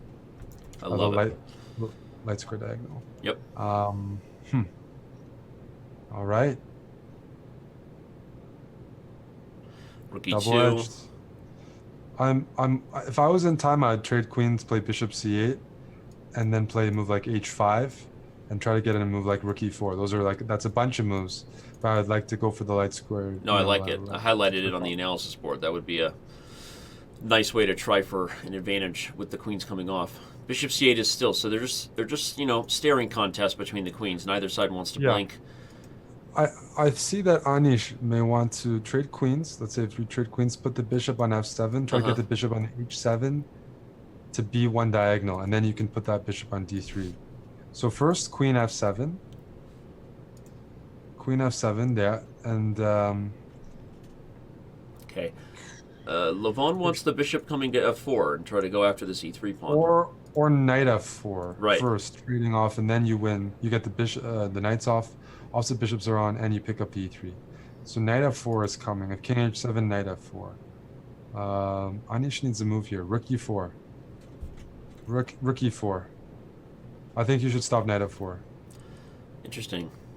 Willing for knight f4 to come, even though it looks like a huge trade for white. I don't understand. I don't understand and don't agree at all, and I think the time pressure was a big part of that decision, honestly. So I take bishop f4, and you're at least drawing here. Yeah. So Anish got low on time, trying to play a little too perfect there, Danny, and he couldn't hold it together. Right. So here he's going to be, I think he's probably going to hold it because he's only down. If he's down a pawn, that seems to be a comfort zone almost. Yeah, I was going to say he's been more comfortable worse in the ending than he has better. So. But I think he needed to stop knight f4. That really, yeah. I mean, Levon now is just happy. No, I mean, obviously it's our job to talk about the little things and maybe create a storyline, but I don't think we're stretching or being over dramatic when we say that Levon is a faster player, slightly more, trusts his intuition a little more, right? You talked about Anish just taking a lot of time there when he was just much better, and maybe because of that got under time pressure and then had to make a trade that you said you didn't have time to calculate. And I think that's a pretty insightful comment, because if you get yourself under time pressure, you end up having to just go with those things, even if more time would have told you not to allow something like knight f4. Yeah. So yeah. You have to make a split-second decision whenever a trade is offered. Levon has a good position here. I think he's going to play a4, sacrifice the pawn. Great move. And penetrate with the rook. Here we go. Rook, very nice. You're actually rook bishop b5. You would sack on b5 and then that's queen. That's right. That's right. Check. If Levon wins this game, it's second win in a row. Don't get mated on g6. Oh, there's rook b6 if rook d6 trading rooks and queen. Oh, he had to give up the piece. Wow. Nice. All right. So he's got 2 pawns for the piece. Not a great 2 pawns. And the bishop is just so perfectly placed already, being protected by the pawn. I mean, this is... Okay, it's still a technical conversion. Yeah, that was a nice threat by Anish, everyone. He was maybe going to take on d4 with the rook and try to use the c-pawn. Not sure it was actually a threat, but... I mean, look at this a-pawn. You know, the king's going to tuck itself in on b3, supporting the a-pawn and harassing... Very nice move right there. Harassing... Only 1 second, though. He's literally living off the increment. a3. He can push. No, not as good as backing up the rook. Wow. So it's winning for Levon if he maintains that pawn. Yep. Otherwise, if it's just rook and bishop against rook... And I think he might have just missed rook b2. I think he just missed rook b2 and winning the a-pawn straight up. But still, he's got a rook check. Should be good enough. The king has to run. Rook check. No, but now he's going to win the c4 pawn. And the bishop's hanging, and he gets a queen. Oh my gosh! Now you're queening. Still not totally out of the woods with the king. Oh no, Levon had rook e3 there. Keeping the king cut off. This is another way. He's going to cut the king off. Shoulders the king, and black can never get back. He's going to lose because of the Lucina. This is technique, ladies and gentlemen. If you thought you weren't going to learn something today, you were wrong. Yeah, but Anish plays those endgames down a piece better than some of us play equal material. Yeah, that was... he was down a piece, and he was finding some very resilient moves. Amazing defense, but if we're looking at the big picture, we've now seen Levon win 2 games in a row. The first time either player has done that in the match, right? And that was a game that Giri had no business losing for the mass majority of it, right? But you called it. Maybe he doesn't trust his intuition to the same level that Levon does, got himself under time pressure, and then paid the price. So, wow. People busting out your Chessbrah emotes with the Levon head, as they should be. People should go subscribe to Chessbrah right now just for the ability to use those emotes today. We got a few fun ones. Actually, though, we have a Giri emote for I think our tier 3, because he's been involved a little bit behind. You know, he's an honorary Chessbrah. Yep. And so he's got it. Well, right now he's down a point, lost 2 in a row, and though this match has been very close for those almost 4,000 of you that may have just joined us, the overarching story has been a little bit of Anish getting under time pressure pretty consistently, and though he defended some worse endings, you can't continuously put yourself in that position, right, Eric? It's just so. No, no, Um, Levon transitions between stages, like in stages of the game, a bit faster than Anish. Whether Right. that's like opening the middle game to end game, Right. worse to better, better to worse, a little bit quicker to the punch. He's Anish is a bit more of a perfectionist in this format than most players. That makes sense, but still, he's gonna have to let loose a bit more. Thank you, Creating Chaos, and all the subs we've had today, as well as everybody participating in the raffle. Remember, if you purchase a mug, in case you don't want to wait to see if you win the raffle, all merch store purchases on the day of these events send all cash right to the players. So none to Chess.com, goes directly into the players' prize fund if you want to have a mug like this. People like mugs like this, Eric. Mugs are good. Mugs are good. I need lots of mugs because they're also one of the first things to break. Oh. They're not as expensive as other computer equipment, computer equipment nearby. So I like to have mugs. It just happened. Chessbrah went nuts. 1.5 million gifted subs. Everybody gets better chances in the raffle, courtesy of Chessbrah. She just wants to prove the raffle's not rigged. Did you see yesterday? You didn't see Tuesday's match. So we do this raffle, right? And a whole bunch of people register, and guess who wins? Chessbrah. I mean, she had a 3% chance along with everybody else, and she won, and people thought it was rigged. It was pretty funny. Fueling the conspiracy. Fueling the conspiracy. Chessbrah rules all. Insider job. The Chess.com people are winning the raffles. But all right, well, we've only got 17 minutes left, and given the way these guys have gone, I mean, okay, very unlikely this is the last game, but with the increment, I don't think we're going to get more than 2 games max for sure from here.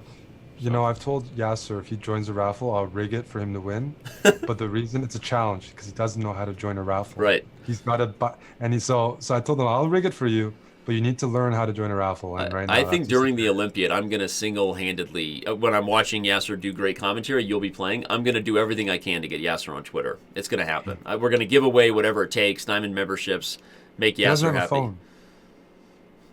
All right, well, Anish struggling a little bit emotionally. You can see him shaking his head right now after losing. And he's also, well, I don't know, maybe he's not worse. I was looking initially at the rook coming to a2, but now I realize how weak the b4 pawn is. The b4 pawn looks real weak. This looks good for Anish. Let's say a move like queen c3, Danny. I'm going to play knight d3 anyways. Bishop g6 is effective, trying to provoke f3. Right, with the Maybe pin. You can challenge that. Although, honestly, I would play f3, I think. I would just call his bluff, right? Play f3 and if f5, the then question go to is, knight do I d3. throw a knight d3 first? Because if the queen goes to a different square, I can do queen takes b4, defending e4. Right. So trying to understand what, okay. F3. No, I think your first instincts were right. I think you call black's bluff. f5 is too slow. The white knight comes to d3. Mm-hmm. And then, okay, there's a threat of f4 on queen to b6. You have this pin. But you could take f5, ef5, even break the structure, and then take on b4? Yes, you would take f5 because you don't want to give black all this pressure on e4. Take on f5. Okay, yeah, he does. And take on b4. Take on b4. Okay. Instincts first tell us not to take f5 when we have that pawn chain, right? But then all of a sudden you realize that a pawn is a pawn. Well, not only that, though, by taking e5 is a weakness, whereas we don't have anything to worry about anymore besides the pin. But the pin can't be utilized since the e file is closed. So e5 is now weak. Anish is going to put his queen on c3 probably, targeting e5, c7, getting out of the way. This looks fantastic. This is a really good position because it's harder to mess up because he doesn't any have others he said. Yeah, and this is a queen c3 getting out of the way, hitting everything. Maybe the knight goes to g4, rook goes to e1. If e4 happens, if black plays e4, I'm just going to play f4. Very nice. Thematic transition of the pawns there. A good thing to take note of, fans, is how quickly Eric says that, and then you have this weak pawn, and I think sometimes we forget that we want to keep tension. Knight c6. I also like just playing rook to e1, like you were saying, and white has the pawn and the compensation here. Yeah. Okay, queen d6 was interesting by Levon, though, because I think he wants to play e4 and stop your idea of f4. Okay, he doesn't go for it, but I I think black is trying for e4. The reason why Eric pointed that out is because it makes a lot of sense for black to try to get rid of his weakness on e5. So rook f4, probably going to try to play e4 next. Yeah. Do you double first and then play e4? I kind of liked your move e4. I mean, now that he stopped f4, I kind of thought maybe black should have taken the opportunity to do it last move. But yeah, I'm not sure why he didn't. Now I'm getting the impression he wants to double and then play e4. Right. Because otherwise it doesn't make that much sense. Although there's the other move, Danny, e4 and rook h4. That's what he wants. E4 and rook h4. Wow. And then you can take on e4 with the bishop and you have like a million threats against the king side. h2. Not as fun as the g spot, but pretty fun, the h spot. I think, though, the line I just gave doesn't make sense because after e4, he can play e5 after rook h4. But I got excited. I love it. I'm excited. Here comes an attack out of nowhere. That would be the one way that this position goes wrong for Anish. Now play rook h4. Oh, I thought he would play rook h4 and pin the knight. No, he's not going for it. h2, though, still on the radar.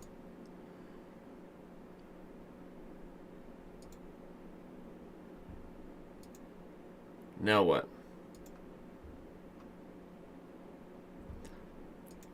For some reason, we seem to have lost my co-host here. Not sure what happened there.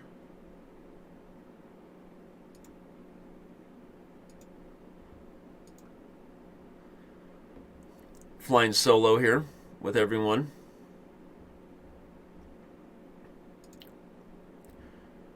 Eric seems to have had some connectivity issues, right? I'm sure he's going to take his pill. Forgot to do that.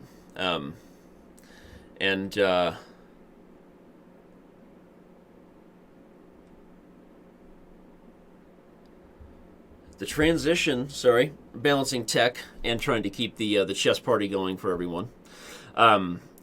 The transition is simple, so from that perspective, easier for Anish to play now that he's under time pressure, but I'm not sure that White's chances have gotten better.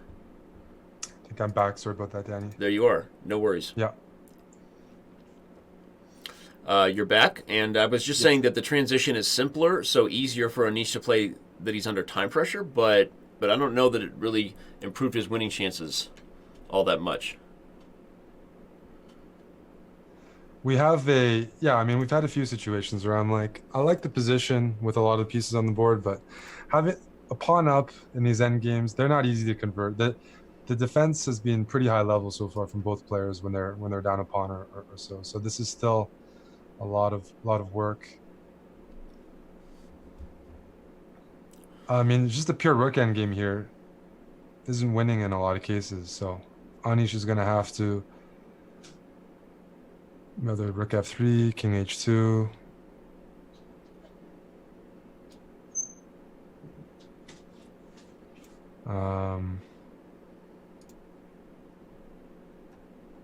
Yeah, I'm not sure how he... Trying to get, I mean, the c7, you need another pawn, or you need to get a pass pawn going, and right now Levon is super active. His king's going to go to h7. Okay, I'll start off simple. Put your king on h2, maybe rook on f2, stabilize a little bit before figuring something out, because if he gets too low on time, it's going to be very hard.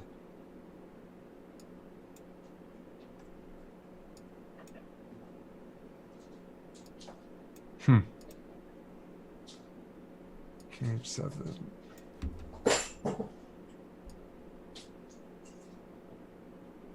Yeah, he's got to make some passes, but this is not easy. I mean, I'm thinking maybe queen g4 and rook f7. Queen g4 and rook f7, if you can give me that, but it's not gonna come easily. I'm not even sure if there's something like, yeah, queen g4, rook f7.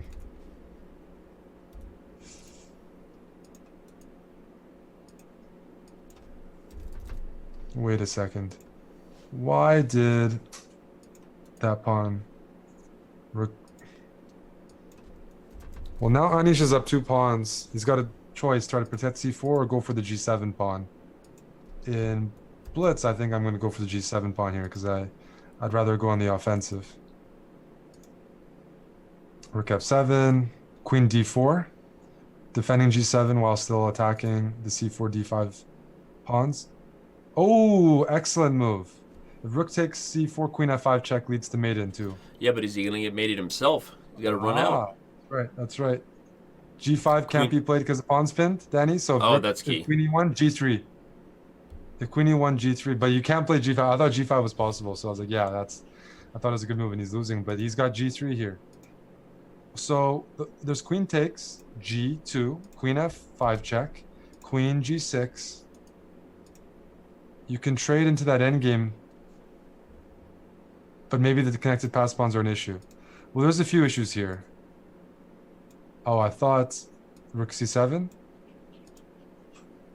Oh, rook c7 ran into queen d8. This game has just gotten real messy. Player's down to 5 seconds. d6. d6, there's rook e7 he's got to watch out for. That's why he played rook d6. Queen e7. Queen e7 is winning. On Queen the spot. e7. No, the rook on e4 is hanging though. But rook e5. Oh, yes. Yes. Rook d8 forces the queens. Oh my Queen gosh. check. Queen check. Mutual swindles. Look at the time. Queen G6. Oh, 1.1. He literally had Someone's gonna 0.1 play. seconds. Oh, he pre-moved. He caught the pre-move, Danny. He pre-moved Caught the g6. pre-move. Now he's going to bring the king down over. King, yeah. King E4. Amazing. King Levon, f3. Levon doing everything he can to not lose Oh, on time now as well. Anish is winning if he's up on. If he he can does get it, out of the does. checks, but Levon literally living off the increment. You can even lose the G pawn here, Danny, and be winning with the D pawn. So at some point he may have to make that choice, but he's going to force Levon to continue checking and finding the right squares until then. I mean, you can give up the G pawn and still you don't risk anything. You definitely can't repeat moves here. I think Anish is just building a time bank. Otherwise, I don't know why. Queen e4? Queen... King up? Yeah. There we go. Here comes the march. He did it. He's going to get in.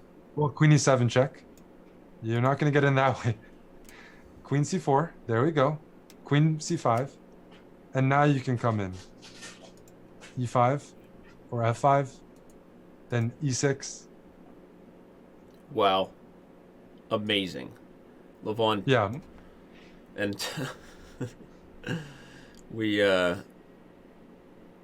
struggling with a little bit of tech here, everybody. So we didn't quite have the players on camera there. My apologies. Well, I think the game was pretty distracting in that one. The players were low on time. Yeah, that was. Tons of tackling. But I don't know if you caught the smile by Anish and the frustration by Levon. But okay, we'll get them back on camera momentarily.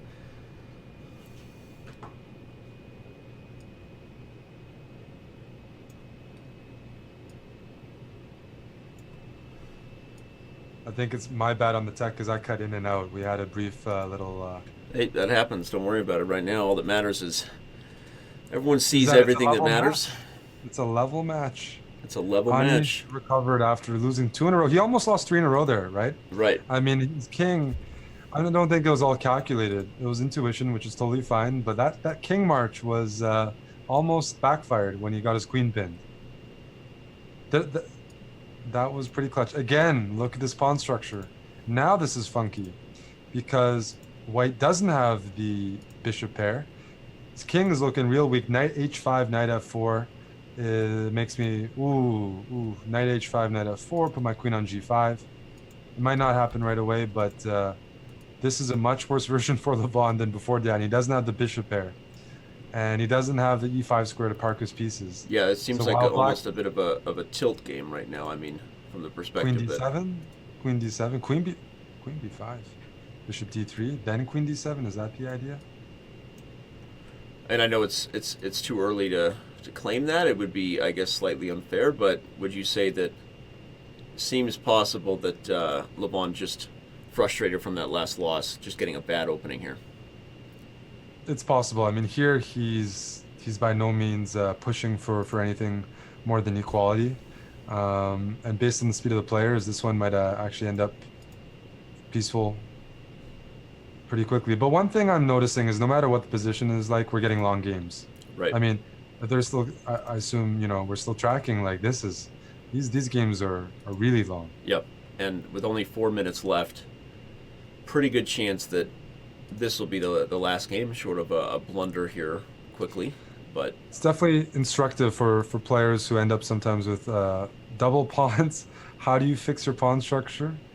Uh, Look at these rook lifts, especially rook e3. All you have to, it's not going to magically happen. You need to do something. You need to provoke your opponent into undoubling your pawns, and usually that means putting your pieces on good squares, like rook e3 here, where it challenges the file, but it also, if it gets traded off, it fixes the pawn structure. So we're seeing a lot of double pawns. Definitely, that was something for people to look at there.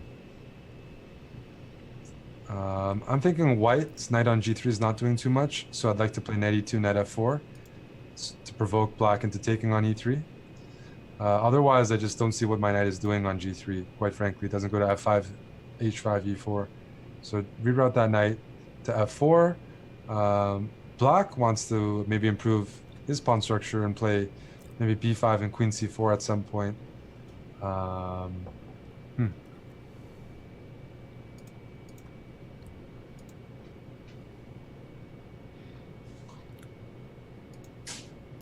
yeah, every time Levon's had the white pieces, we've had a Petrov here.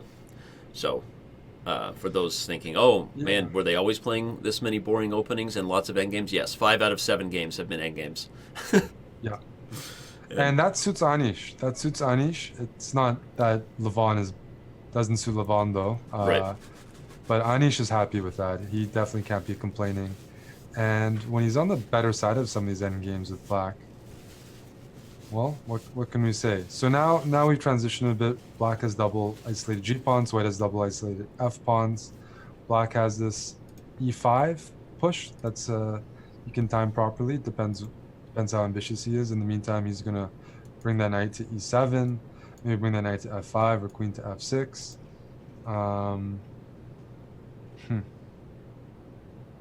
I see one plan that's ambitious. I put my knight on e7, I put my queen on f6, I play g5, and I bring my knight to g6 so that it can access h4, f4.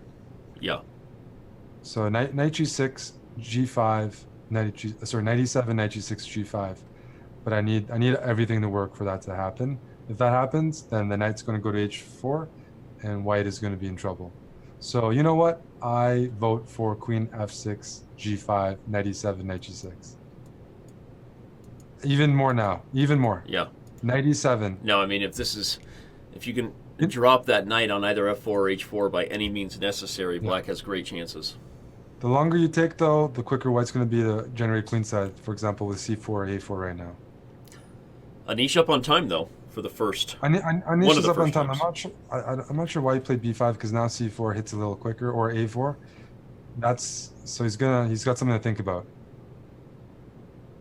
Knight, like c4, a4 are annoying moves. I mean, I'd love to play knight e7, g5, and I'm gonna really get something good there. But white's very quick with with c4 hitting b5. Yeah. Anish taking his time. As soon as I pointed out he had a time advantage, he's proving me wrong. And, all right, gives up on this idea. Maybe he wants to go to h5 in some lines, but I'm guessing that Maybe. There's an opportunity now. If c4, I trade off everything and I put a knight on d5. Yeah, and that's your new route. But that was available as well after knight e7. Here, maybe the reason he put his knight on f6 was the queen could... Oh, never mind. To say the queen could swing over laterally to b7, right? But then g6 is falling. Yeah. All right, well, Anish is still solid, and one benefit about the knight on f6, Danny, is the knight on g3 moves, then he'll play knight h5. Right. So he gets a very quick version. He doesn't have to play g5. Right. He's just going to keep the knight there, defend, and... In some ways, the knight on f6 is just sort of keeping the knight on g3 frozen. Yes. So now king f7, now the queen is free from defending g6, the queen can go to c6 maybe in the future. E5 is still... a plan that are a way to gain some more space. Anish is on the better side of this. The knight on g3 is just a bad piece. Yep. There's just no other way to describe that. You can never do enough here with white with only a queen. I can put my queen on c6 right now.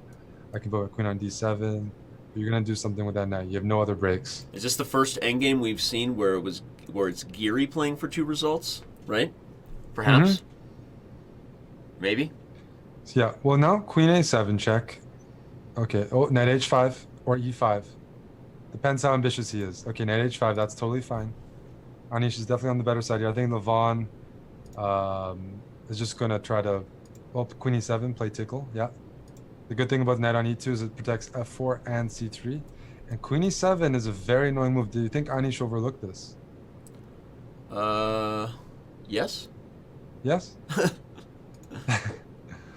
It's looking like it. How do you defend it? If queen c8, d6 is falling.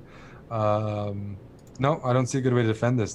That's a big turnaround. That's a key pawn. That was a pawn that could have gone to e5 and taken some valuable space. Well, time All of a is up. sudden, We've officially Levon- informed the players this is the last 5-minute game. So after this, we will have 3-minute. And it only gets more exciting. Oh, this is frustrating for Anish. He had a good position, and he's allowed this little annoying... I mean, he didn't have to allow queen e7. He could have put his king on f8, and it's not like white has a way to force the e7 square. You know what I mean? If black played just king f8, Right. white's best choice is to repeat moves, and even then, black could even put the king on f6. King g8, the worst move out of them all. The knight on e2 nicely covers f4 and c3. Queen is going to pick up the e6 pawn. And Well, it's an interesting... Anish is back to his favorite position, Danny, down a pawn. Exactly. And I was going to say, it's almost an instinctive decision. Someone gives you check, he instantly thinks, okay, I'm going to run my king where I know it can hide on the h-file from checks, but just a very poor judgment over the fact that the king was needed, not to hide, but to actually defend the e7 square.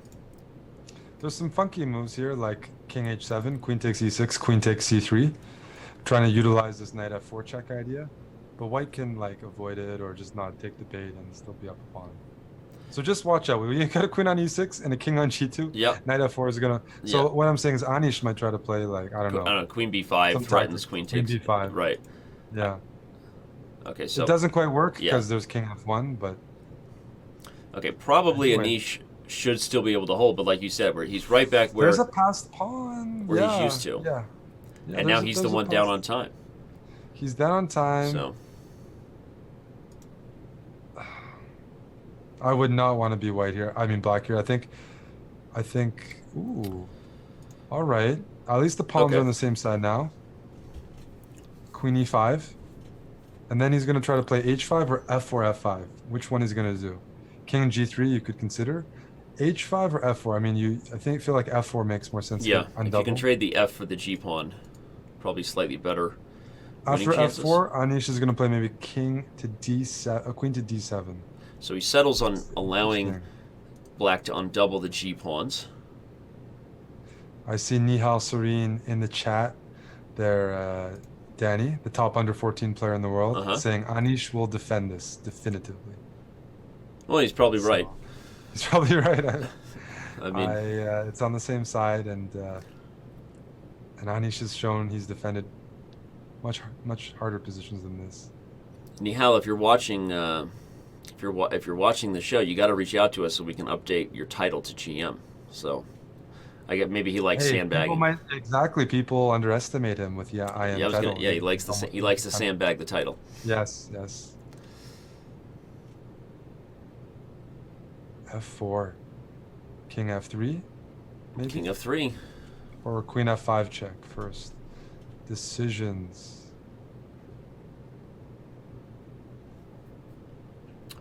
Queen f5 Queen f5, check. king h6. Can you trade queens? I guess the queen and king endgame is not enough. Queen h3, just trade everything, put your king. Yeah.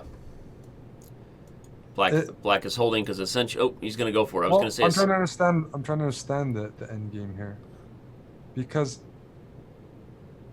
Huh. Yeah, let's check out the analysis. Before I say something stupid, I'm trying to calculate here. trade king f3, Or f3. Yeah, Anish is shaking his head. So you know what he's gonna do? He's gonna play king g3. If g6, I play f5. Aha. Now I play king g4 and I play f5. Now this is just good. No matter what, I can sack the pawn, Danny, and I can use it. Yeah, this is lost. Wow. If And king Anish just f7, yeah. resigns. King f7. Surprising to see him resign so quickly there? I guess he just knew he had. Well, you said he was shaking his head, and this is a loss. Yeah, I mean, it would be nice for him to play on for the audience, but you're gonna get in opposition. Yeah, to show it real quick, obviously after king g5, king f7, maybe white can play f4, puts black in zugzwang, no way to stop the king from coming to g6, and eventually f6. Yes, and the game that's the most straightforward way, and there's no way to stop that. All right, well, despite that loss right there, it's still just a one-game match, I guess, because of that loss right there. So Anish Giri and Levon Aronian will move to the 3-1 segment right when we get back. It's a one-game match. Don't go anywhere. We still have the majority of the show today for you. And real quick, this has been the last couple of games have been really interesting to see Anish be better up on time, but still find a way to get himself in a worse ending down on time. Like your thoughts for Anish if you were his coach here. I'll ask you the same question I asked Robert. What's your advice for Anish heading into 3-1? Well, I mean, I've talked about the time. I think he's got to play a bit quicker, and honestly, maybe he should be a bit more ambitious. Like, you've played so many endgames, maybe it's time to change it up.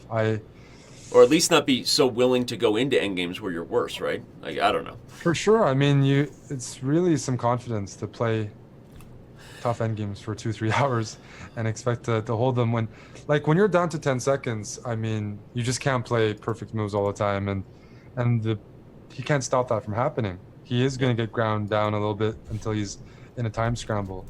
So I think he should strive for a bit more coming from the middle game. All right, well, there's advice from Coach Chessbrah to the honorary Chessbrah. We'll see if Anish switches up his style and tries to be a little more aggressive in the early stages of the game. We're going to be right back in about 90 seconds. Don't go anywhere. We'll see you soon. All right, and the Speed Chess Championship will be rolling on. 3 minutes starting here in just a moment, everybody. In case you're just joining us, the 2018 Speed Chess Championship is in the quarterfinals. That's where we are. And you are currently watching Anish Giri take on Levon Aronian. So Armenian #1 against Dutch #1. They'll both be they're competing here. They got the Olympiad. They've been very busy. They had 960. I think that speaking about Anish and what he needs to improve, he's doing around where I'd expect, performing at least fairly evenly. Right. He's down again right now. That's not the big issue, but it is hard to relate to some of the positions that he's going into. But performance-wise and score-wise, I mean, I think he's not too uncomfortable with a 4.5, 3.5 right in the 5 minute. Well, again, it depends on how both these sides view themselves as far as the time controls get faster. Do they feel more comfortable and more confident or not? Scarlett Evans, shout out to the 3-1 hype. I think 3-1 is my favorite time control too of the format. I feel like it's probably just because that's where most matches are won and lost. Not necessarily true. Obviously, we've had a lot of bullet matches being the deciders lately. But what's your favorite time control in the format? I like the 3-1 as well. I'm not good at one. I like bullet, but I'm not good at 1 minute with 1 second increment. And 5-1 can be slow. 5-1, you can say it. 5-1 can be slow, and we get these long games. But I don't dislike any of them. Yep.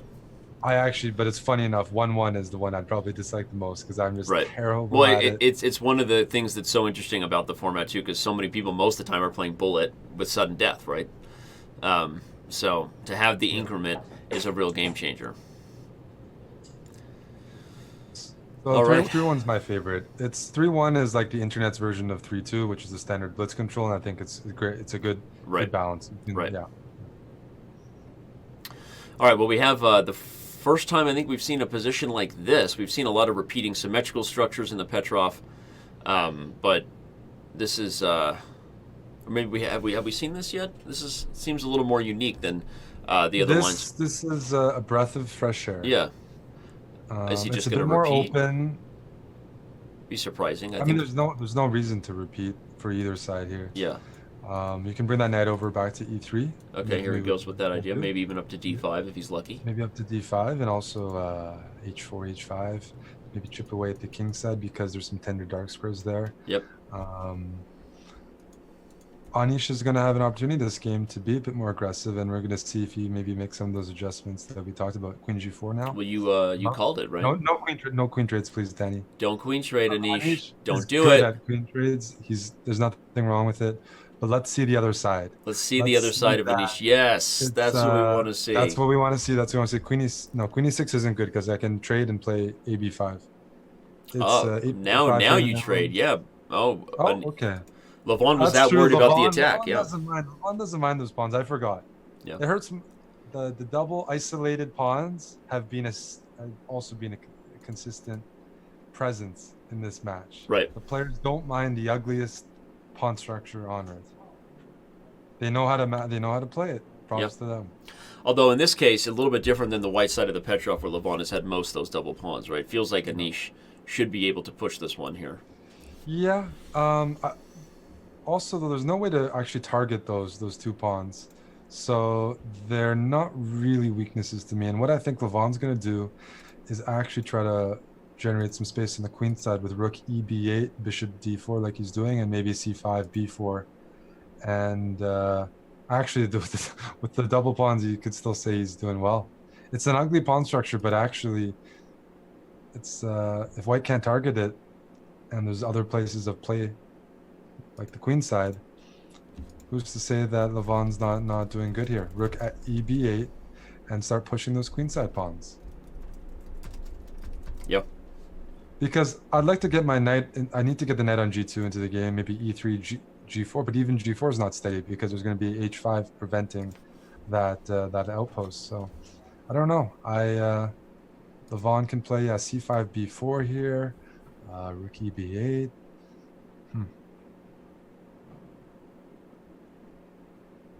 Lots of exceptions to the rule in chess, and I think this match is a great example of that. If you're only playing principles, we wouldn't have any of these positions. Well, and both sides have had principles mixed in with exceptions, right? Bishop pair for Levon should be better, but willing to take on the double pawns to go with it every time. c3, bishop c5, rook b1, c6, knight e3.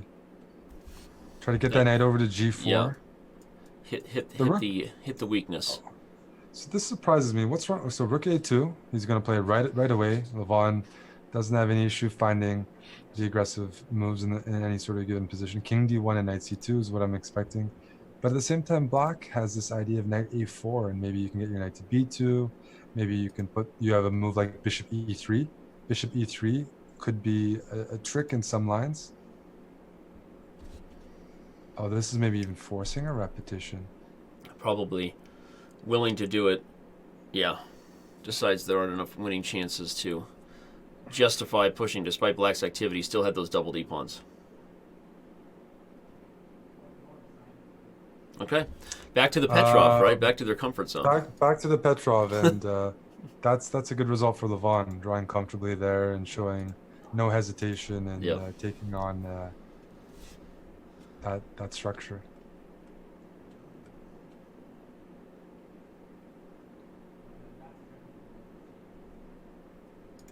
I mean, I think Anish and his perspective is, as long as he's in the match and he's got an opportunity, he's not going to regret that. He's not going to be like, oh, I shouldn't have played the Petrov.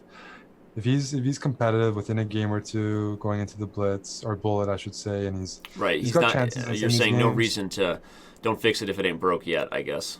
Right. I don't think he considers. Yeah, I think that means it's just playing a little bit better. But his opening choices, doesn't come down to that.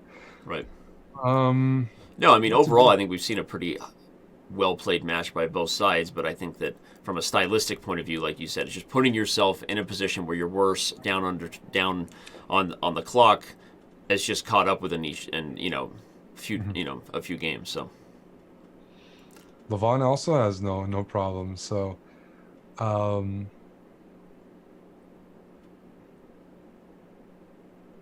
we pretty much know that in these games, don't expect anything serious to happen until the end game. The players aren't going to go for a draw or anything, but it's when they get down to 10 seconds that things start to cracks start to appear.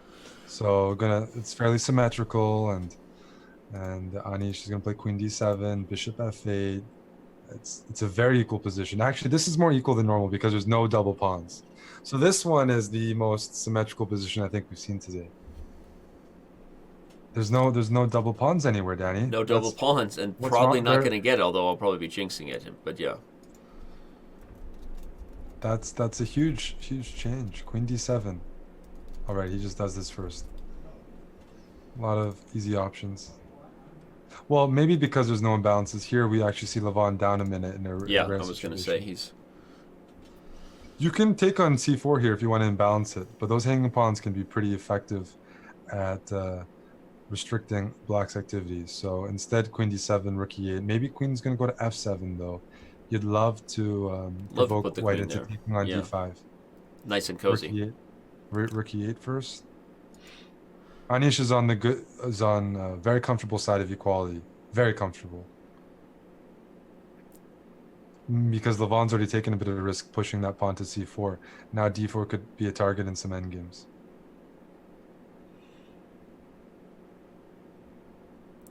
Queen f7 has been a temptation for a while right now.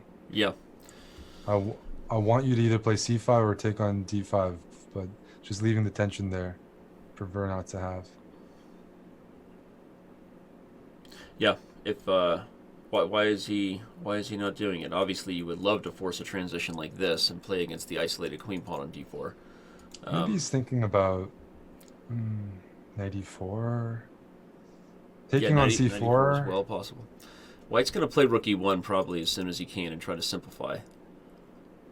If you play rook e1, that works, but there's always this idea that I take on e1, take on c4, and play queen e6. Maybe that doesn't work actually. The knight on d6 is pinned because the knight on c7 is hanging. Right. Okay. Ooh. b5. Another way to force the trade. Okay, I like that. Now we know why he was thinking. If c5 here, knight e4, forcing the trades. Well, Anish played b5 once, and that was A big. Well, he held the game, but not the held the best game. move. This case is a little different though. Black is the aggressor, and one of the weaknesses you've allowed is c5, but it's not Yep. easy for white to land any piece there. it's a good point though because it means black should be careful before playing b4 because then you do open knight a4, knight c5. So, from a patience perspective, that's how you want to play this. Probably black can play a6. Also wants to put the knight on e4. What? Okay, right as I say, that's not what you want to do. He proves me wrong. And why is that? If knight, yeah, well, I think he has this move in mind, queen to b5. Oh, not anymore. Good call by Levon, by the way. Gone for this. Levon could have spent a lot of time on that move. He quickly Just gave instantly away the bishop played- to the knight and played g3, giving his king some space. Very, very practical, and I Yeah. like it. I think white is doing well yeah. now. White is doing well. That king for black is looking a little weak on the light square diagonal. Yeah. The d5 pawn, I don't know. Feels a bit easier to play for white for sure. Maybe queen f5 is coming. Yeah. No, it feels a little loose for black, and as though I said I assumed I was wrong. I actually don't think I was wrong. I don't think b4 was the right idea there for Giri. Black should have been a little more patient. Now black has lost out on counterplay. You're always worried about the c5 square, and here comes queen f5. Yeah, it's just whether he's going to play something like knight h4, knight f5. You can play queen f5. I'm going to play knight c7. And then you're trading things off. So, Aronian, I don't think you should try to trade here, Danny. If we both like his position, keep the pieces on the board. Keep the pieces on the board. King g2. Knight c5 is okay. I like it. The c file is still a plus. The b4 pawn is going to be a weakness. Yeah, this is definitely in Levon's court right now. Yeah, I mean, I think it slipped there. Knight's going to go to d4. I love d4. Have I told you how much I love d4? I love it. Oh, yeah. Knight can't move from c7 because d5 is under fire. White's playing for a win. Really misplayed. I mean, again, Anish is just awkwardly transitioning from middle game to end game. It's usually not only Eric where we're being most critical because now he's worse, but also it's usually where he's taking the most time. I mean, he was up on the clock, and now he's down on the clock and worse in the end game.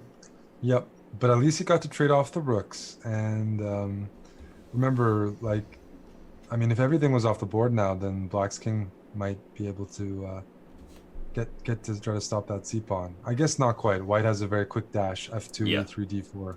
And he might In even the play endgame. it now. King f2. Obviously calculating whether he wants to take the ladies off the board. Nope. Queen f4. Hits c7. Queen e5 is a good response there, but maybe you can take and play knight c6. Pawn. Okay, And you're king gonna e6. lose. You'd rather give up the a And pawn d5. than Oh, I thought you played d5 first. Ooh, Sorry, d4. Yeah, good d4, move. king d5. Yeah. Good move. King takes. All of a sudden, Anish. Yeah, and is this doing knight's going to well here. He relocate doesn't from lose- c7 to c3. Here it It's comes. going to go to c3. Knight d5 or h5. Do you keep the pawn or do you play? He's Okay, gone he h5 decides to first. keep the pawn.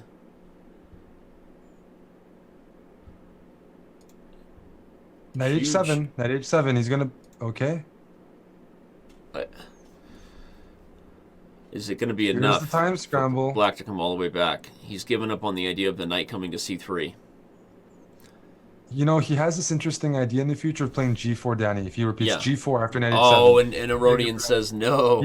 Aronian caught that. Before, Yeah. it was a possibility for one move. And maybe he missed it. Maybe it was there. And Yeah. the reason, everyone, is Eric wanted to sacrifice this to get 2 center pass pawns, which may have been the best chances to win if you were Giri, but we settle on a draw, and we move on, still with a 1-game lead for Aronian. So, okay, we've seen this happen before in regards to Giri being a little bit better in the middle game, maybe trying too hard, not trusting his intuition enough. Time pressure sets in. Although there he did turn it around, where I don't think he was worse by the end. So, Yeah. okay, watch out for bishop Well- takes f2. Fun little trick. And then queen f6. f5. Jinx. Yeah. f5. Oh, when he plays bishop, he Oh! missed it. He missed queen missed h4. But, you know, out of all the blunders to make, this isn't the end This isn't of the world. worst, right? Because white has the bishop pair. But bishop pair, rook on e7, better development.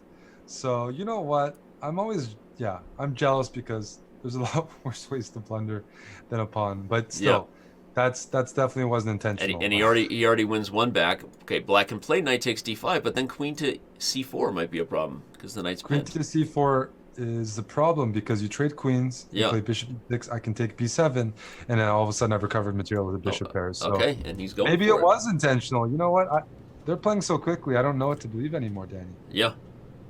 Well, they've Bishop both e6, fully rook takes- embraced the faster time control at this point. Giri White's got doing his best to convince us that blunder of bishop takes f2 was not one. You're What- playing this quickly. I mean, white's better, and he's playing honestly- super quick. This seems like prep almost. Yes. No, the speed on that, you know what? But yeah, I don't think that was natty. There was Yeah. some prep behind that. Yeah. Something cooked up at home. And now maybe Levon realizing that he needs to So try to bishop- trade into a obstacle Yeah. bishop situation if he Bishop can. f4, bishop c4, bishop d6. You're up a pawn, and you have a 3-on-1 on. But I think the queen. Aronian's saying, I know I'm worse. Maybe I fell Yeah. into some prep by Anish, Yeah. and I'm willing to For go to the sure. obstacle bishop ending. But there is a potential for two connected pass pawns. It's definitely a bailout, but it's harder than all the other bailouts we've seen because a 3-on-1 pawn majority isn't something we've had very often. So bishop f4, bishop takes c4, bishop takes d6. I want to play b3. I want to play c4. Bring my rook over. If Anish doesn't do this, Danny, he's gonna have to. Oh, okay. Oh, Bishop e3, and he's going to play c3 and rook d1. And he's interesting. still going to say the bishop's better than the knight in an endgame. It's even material, but I do have an extra passed pawn on the queen side. Yep. And the d pawn is fairly weak. Interesting, yeah. I mean, that's the evaluation of having the right piece coordination, the rook and bishop, having the initiative more important than the material there.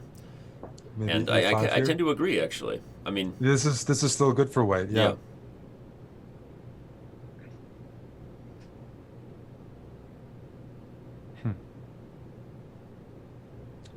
Rook f7. The end games aren't going to be pleasant. Rook f7 at trade, play rook d1, maybe rook d5, and yeah, black's pawns are looking really weak.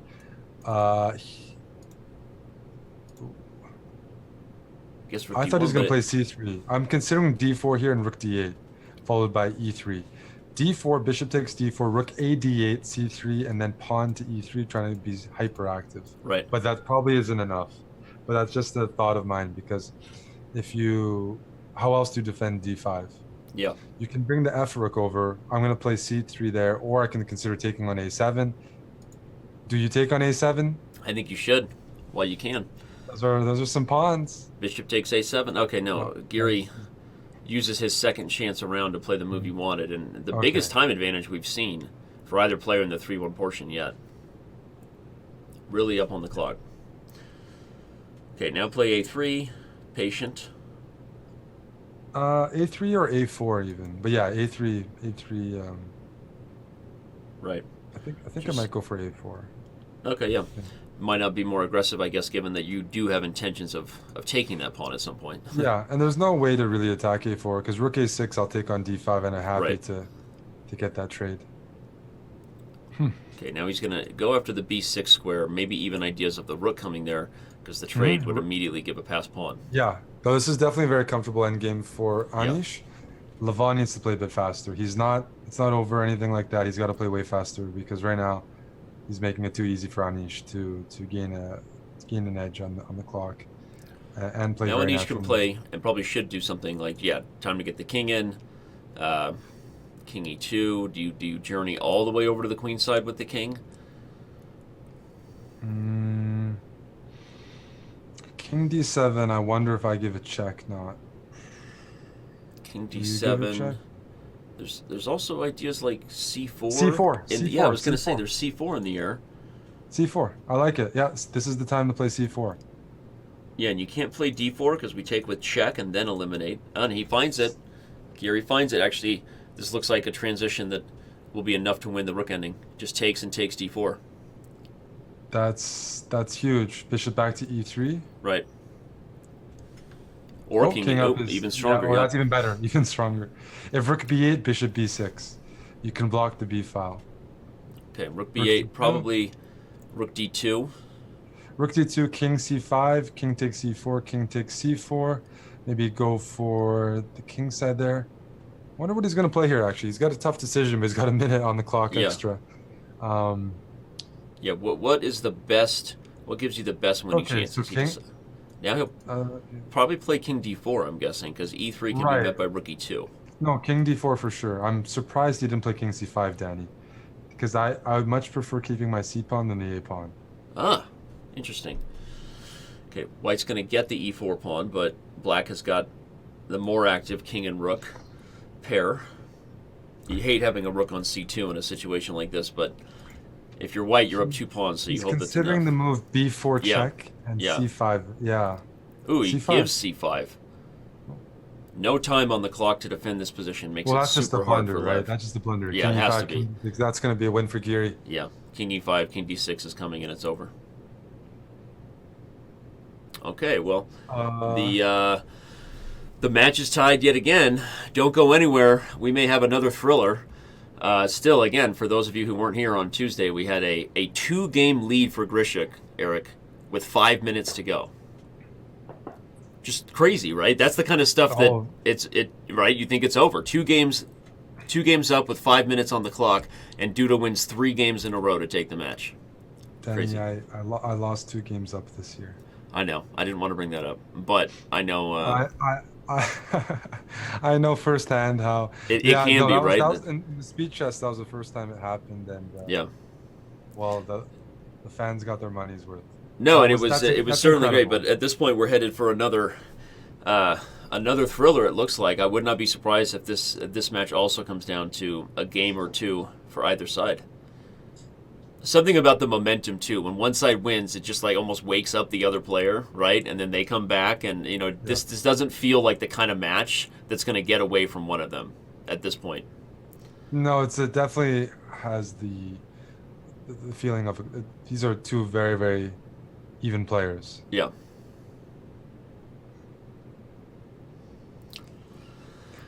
All right. This is finally, Danny. We have to make a point. Levon played D4 and he's playing a funky position for the first time. Jobava play. Yep. This is what I'm used to a bit more. He was Yep. playing e4 the entire time. Now this is something different. My eyes appreciate it. Yeah. I do too, right? Um, We've had a Petrov every time, as Yasser said when he joined. Why am I looking at a Petrov? But I would not be. I would also not be upset if Levon transitioned into faster time controls to some of his more coffee house tricky openings, right? I definitely expect that. I mean, he hasn't been getting great positions as white, and it's hard to anyways. Anish is one of the most well-prepared players, but this is at least something you might as well try. In the quicker time controls, you have more liberties, and here I think Anish is equalized partly because you got this nice pawn structure, and the knight on c3 is a little bit wonky in front of the pawn. At the same time, white's knight on e2 doesn't make a good impression. Where's it going? Right. So the pieces aren't coordinated very well for Levon, but at least all the pieces are on the board, and I we was don't going to have. say, is he really intending an aggressive rook shift to the king side with this lift, or was he? That's why I'm getting, this Wow, feels like a he is. Gabava position. This is what I like. This is what I like this to is. see. And you highlighted it well about the Verisov, which is what this is. The knight in front of the c pawn is one of the more dysfunctional parts of white's position. But if white can play things like knight d1, knight e3, eventually white kind of rights that wrong and hopefully switches toward the king side. But I like what Anish has done here, Eric, because the fact that he's got his eyes on this b3 bishop, I think makes it even harder for white to know how to right the wrong on the queen side, how to coordinate the pieces. Yeah, I can't even sniff an attack here. Yeah. It's clearly there, but I just don't see it. Where's the queen on e1 going to go to? Knight, Yeah. like knight f4, queen e3. What I want to do is white is play knight d1, play c3, and get the bishop to c2. But I'm never going to have time to do that because this knight on a5 will snatch it up. Mm-hmm. So I'm with you. I asked whether we were going to see rook h3 because I didn't believe we should. But Levon is. This is a really.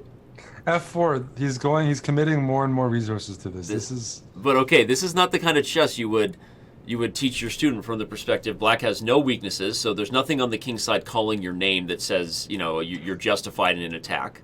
Your bishop is not involved on b3.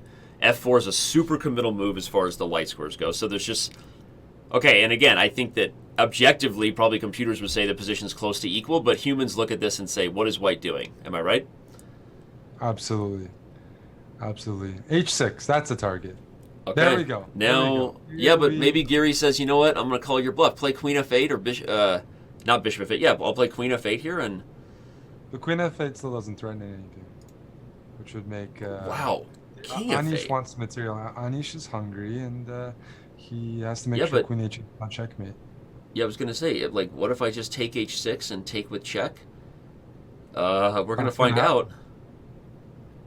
Levon's. Well, without the dark squares, Levon is counting on f5. Wow. That's why f5, because otherwise it's like, where's the attack? Giri calls Levon's bluff with this positionally bogus attack, and Levon is all in. You know what? I'm going to have to agree, as long as the king can sidestep over. So knight f4. Knight f4. No, this is more dangerous than I'm giving it credit for, I think. Yeah, I mean, I'm... Knight f4, what's the move? Maybe there's just no threats, and he just needs to not blunder. Rook c6, maybe? Put the bishop on e6? No, I think there is a threat on knight f4. I mean, the simplest one is just to take d5 and then put a piece on the e-file. If you take on d5, I just take once and play bishop e6. There's knight f6 check. You got to be super careful there, right? True.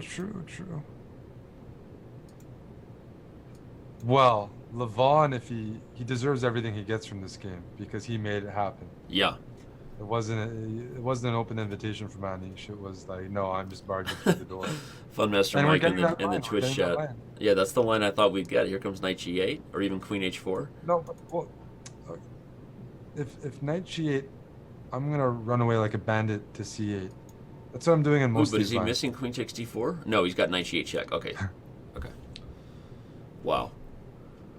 Well, if d5 now, there's queen b6 followed by f4. Potentially gets really messy. But I'm not sold on Levon's compensation here. I feel like there may have been chances there. I'm still wondering why he didn't play queen h4. He has a chance to do it. Okay, he had his chance to do it. Yeah, now the king's gonna run away. Although d5 is an excellent move. Queen back to... H6, good. but he can just take F6. Yeah. Yep. But now Rook D1 and... Do you take taking on E6 or F7 do you after. run? You've been talking about... No, well, if you take E6, I have Rook check. Yeah, I think run, Forest, run. Oh! No, he's doing it because there's back rank mate, right? Rook D3 check, but... Oh, What? I Rook thought it was D3 Rook D1 check. check. Oh This my... is- He just missed I that. was- Oh I was my looking at gosh, Rook Giri D1. just We were shook both his head. We were both looking at Rook D1 check.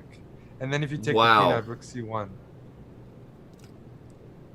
Giri We were shakes both his looking head. I mean, I think he did everything he needed to do to defend that position, Eric, and then just blundered taking E6. But that's a sort of... I mean, that's... Levon, he doesn't mind gambling and playing aggressive. People are going to blunder and blitz. Even Yep. guys like Anish.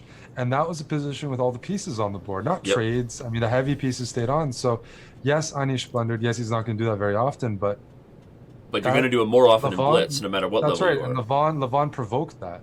That was Yep. entirely... He played quickly. He played confidently. It was a little unclear for sure. And huge blunders are going to... It's... Yeah, I like that. Right.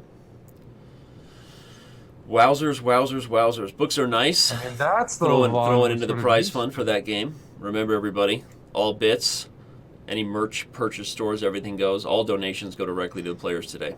Thank you, Books are nice. All right, well, this isn't going to be nearly as dynamic and tricky as the last one. No, No you're gonna awkward trade rook on lifts. E1, play Queen F8, and trade off another pair of rooks. But Levon is feeling it. You know what, Danny? He wants to hold his black. He can't.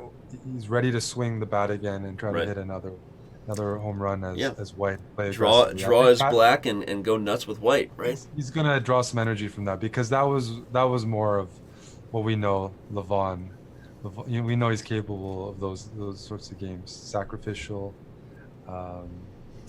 letting loose. The rook lift. I mean, who's gonna play rook lift there? I'm not gonna play rook lift. There's no reason. Well, we were highlighting everything about that position that didn't make sense for white, and then he sacks and goes for mate.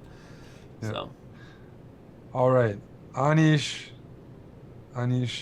willingly, very happily entering an endgame here with more space. I'm not a huge fan of that choice. I think he's better.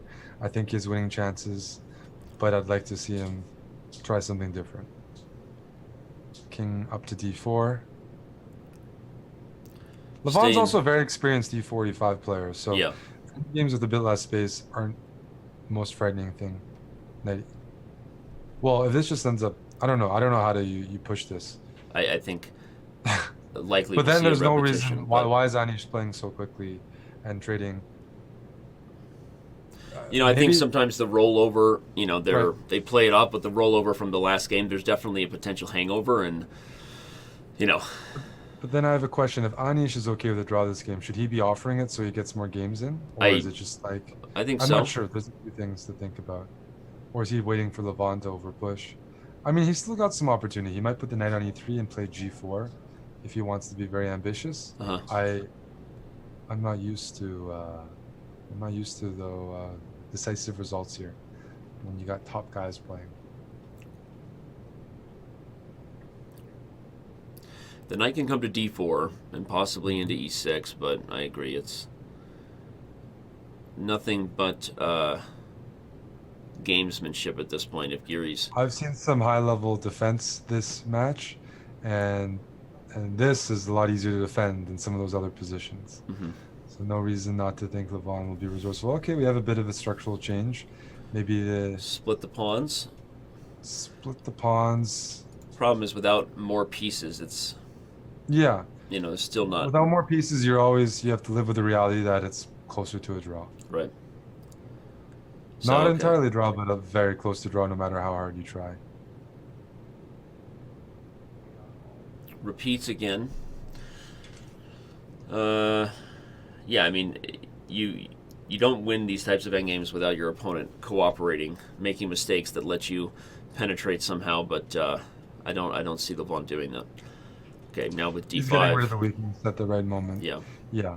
No time for a move like B5. King just swings over to D6. Levon seems pretty relaxed in his nightclub studio there, making a trade, defending with black. It's a harder position to commentate on. We're just like the Yeah, players this are is getting. we're grasping at straws here. Yeah. It's if one king or piece, well, especially the king, if it can penetrate, either king can penetrate the other side, then you have some action. Um, so right now, 92, king d6, knight. Well, you could go knight c3 right now, Danny. Then, oh, okay, knight c3, Does he have? knight c3. What's wrong with knight c3? And then you're hitting b5 and threatening king e5, king c6. So now we got to ramp up the commentary, even if it ends up being. So Well, you're gonna get a the race split toss here. home. Whether it's We're worth gonna get a anything or race. not, it's going to be a race. Do you know what I've hypothesized sometimes, Danny? That especially in blitz and stuff, people prefer drawing because even though everyone feels like they should draw these positions, you know you're gonna blunder. Like Right. I know that I can lose even a good endgame or a bad endgame Right. that looks like a dead draw. I'm capable of losing that. And by just agreeing to a draw, I might avoid the embarrassment. How could you lose that? Like, Okay, but it still shouldn't be anything but a draw here, right? I mean, White's going to have to recover, sprint so and just recover. 92 check, knight takes f4, and king b5. Yeah, okay. And Levon agrees. The peaceful result that we've all been waiting for. Giri shrugs it off, shake it off, Taylor Swift, although he was listening to Nicki Minaj last match. That's what he said, right? So, all right, we're back to the Verosov. This is what we want. I think you're right. I think as the time controls get faster, right, the real plan for Levon's going to come out here, which is going to be full of tricky, frankly, great openings for blitz, right? We saw what happened last game. Was it a sound attack? Not really, but Giri blundered. So. Right. But he got the initiative, Right. which is something Levon should strive for, and yeah, it paid off. And I think it's good. I think it's good to keep Anish on his toes, because Anish is extremely happy playing the Petrov over and over, probably for the rest of his life, and he's good at it. So why not? Right. And whereas Levon, I don't think wants to play the Petrov over and over. Well, by his actions, sometimes you play he's telling better us when he you're doesn't. happier, and Yeah. I feel like Levon is in a happier place when he gets to play like this.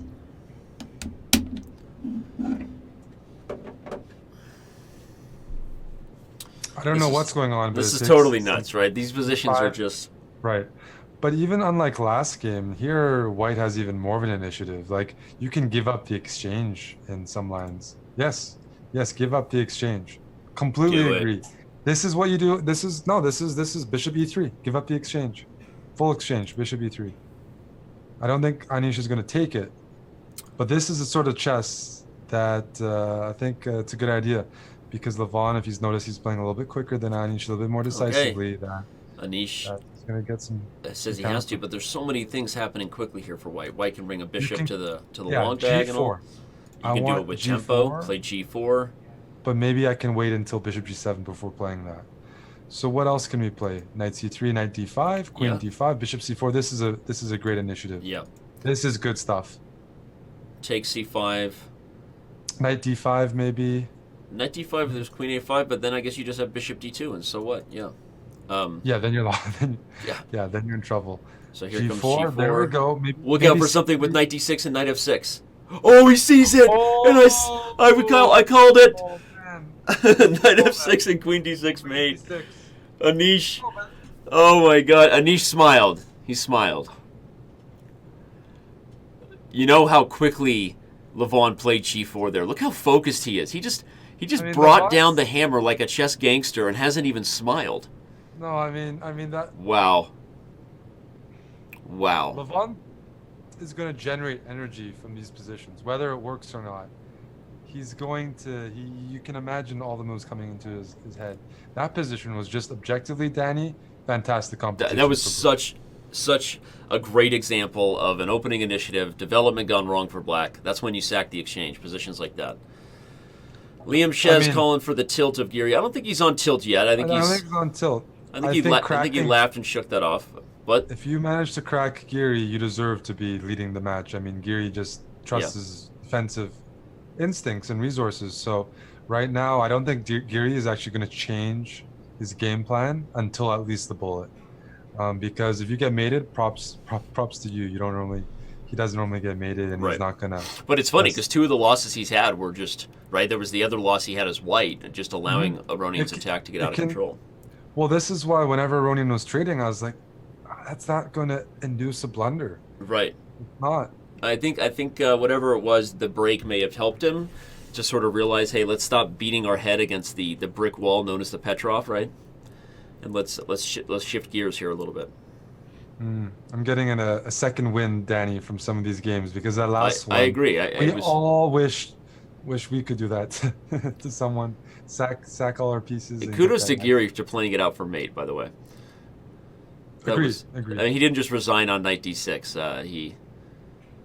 He let the magical thing happen, and he could have also sacked his queen on f6, by the way. Right. Right. So Giri gets full credit as far as wanting the chess professionals to entertain us as fans. Let's give Giri some props there. Good dancing partner for that. A good dancing partner. Look at you. Great.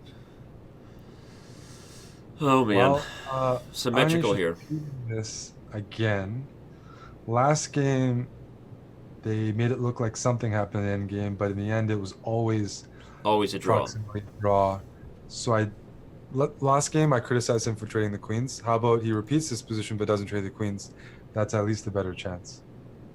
The problem is though, honestly, it looks very easy to play for black. I'll put my queen on f6. So if you play b4, yeah, queen on f6. Anish needs to mix it up, Danny. This I don't even mean go crazy. I just mean just play like another solid opening, just not this. Levon is way too comfortable here. This is not pressure. Yeah, I agree. And similar to how Levon sort of changed gears, just stopped beating his head against the Petrov, I think Giri might want to consider that he hasn't been getting a lot against Levon's e4, e5. As you said, Levon probably has played, he's one of the world's leading just e4, e5 symmetrical pawn players. Well, g4 is a good restrictive move, and okay, knight e8. No, but Levon, yeah. Levon's had all these positions before. What is he going to do as white? King g3, h4, maybe? King g3, h4, try to gain some more space.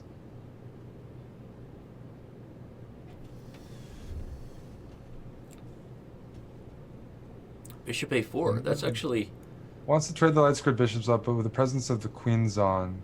But I think it kind of forces some awkwardness for black to deal with the e-file now. Unless he can just play king f8. Okay. I was wrong.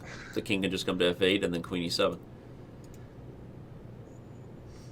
And from that perspective, bishop a4 seems like a strange approach. But what does Giri believe about this endgame that makes it worth trying for a win? I'm not sure. I mean, we're going to get exactly the structure we had last game, where at some point white's going to play b4, and we're going to have a 3-on-3 on each side of the board. Yeah, I don't know. The one thing about this... That was an awkward move, though, because now if you give Giri knight b5 and the knight comes into d4, c6 is a square. c6 is going to... You can't prevent that. Like, that was almost inevitable. I thought that Anish was trying to gear up to put a queen on d4, knight on e4, and control the d4 to h8 diagonal. Maybe Levon did too. That's why he put the knight there to stop e4. I like your idea of queen to d4. Yeah, it needs to all be timed properly. He's going to... The risk of this is now you open knight h5 right away and f4 You do. But you're going to... How do you get another piece on f4? So he's going to play g5, knight e4, queen d4. You can even get the f4 square, but with less pieces on the board. Maybe he's saying it's okay. So knight e4, queen d4. It's this d4 to h8 diagonal. You often see this in the King's Indian. Some of the positions where black loses the fianchetto bishop. That's the problem with the fianchetto. Yeah. If you don't have that, then you have these weak squares. So queen d4 is...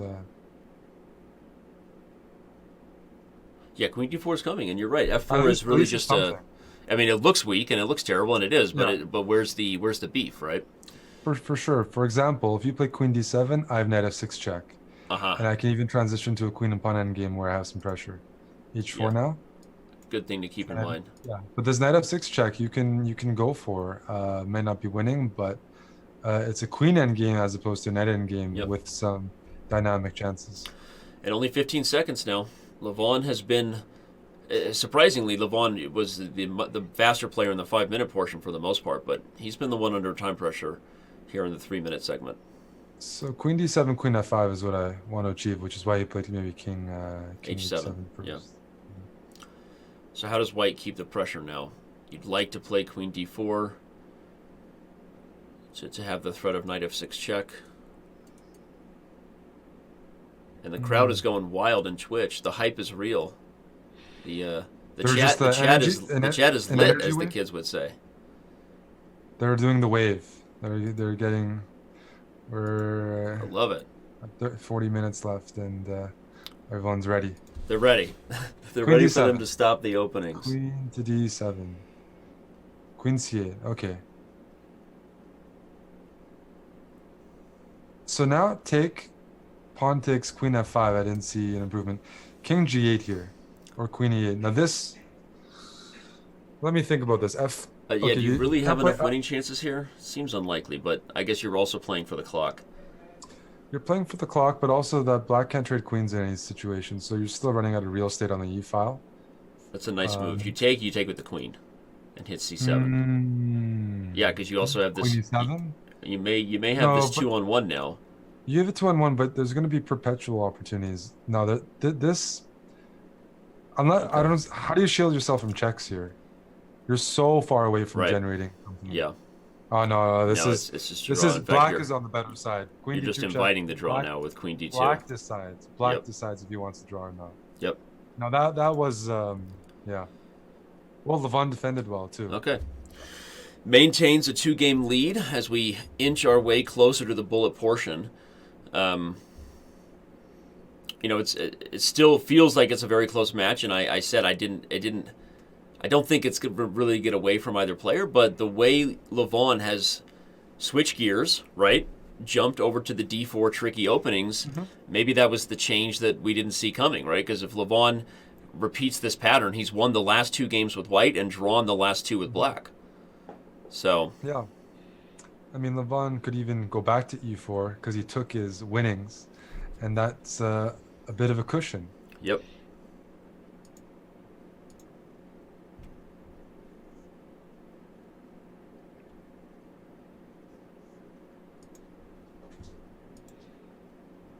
Well, this isn't as obscure of a position. It's a very standard structure, and that's going to serve Anish a bit better. He's not going to get knocked out in a minute.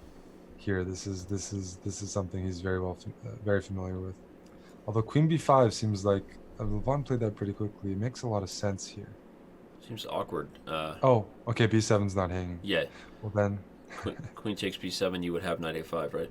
he was trying to really provoke some sort of bishop takes g3 where you could take with the h file, but Anish is like, no, you're not. No. Not provoking an attack here. And now black can even play c4, and you don't always want to release the tension on the center there, but you get new tension with b4 coming after c4, so... Yeah, the question is whether you play h6 first at some point to give your bishop a bit of an escape route.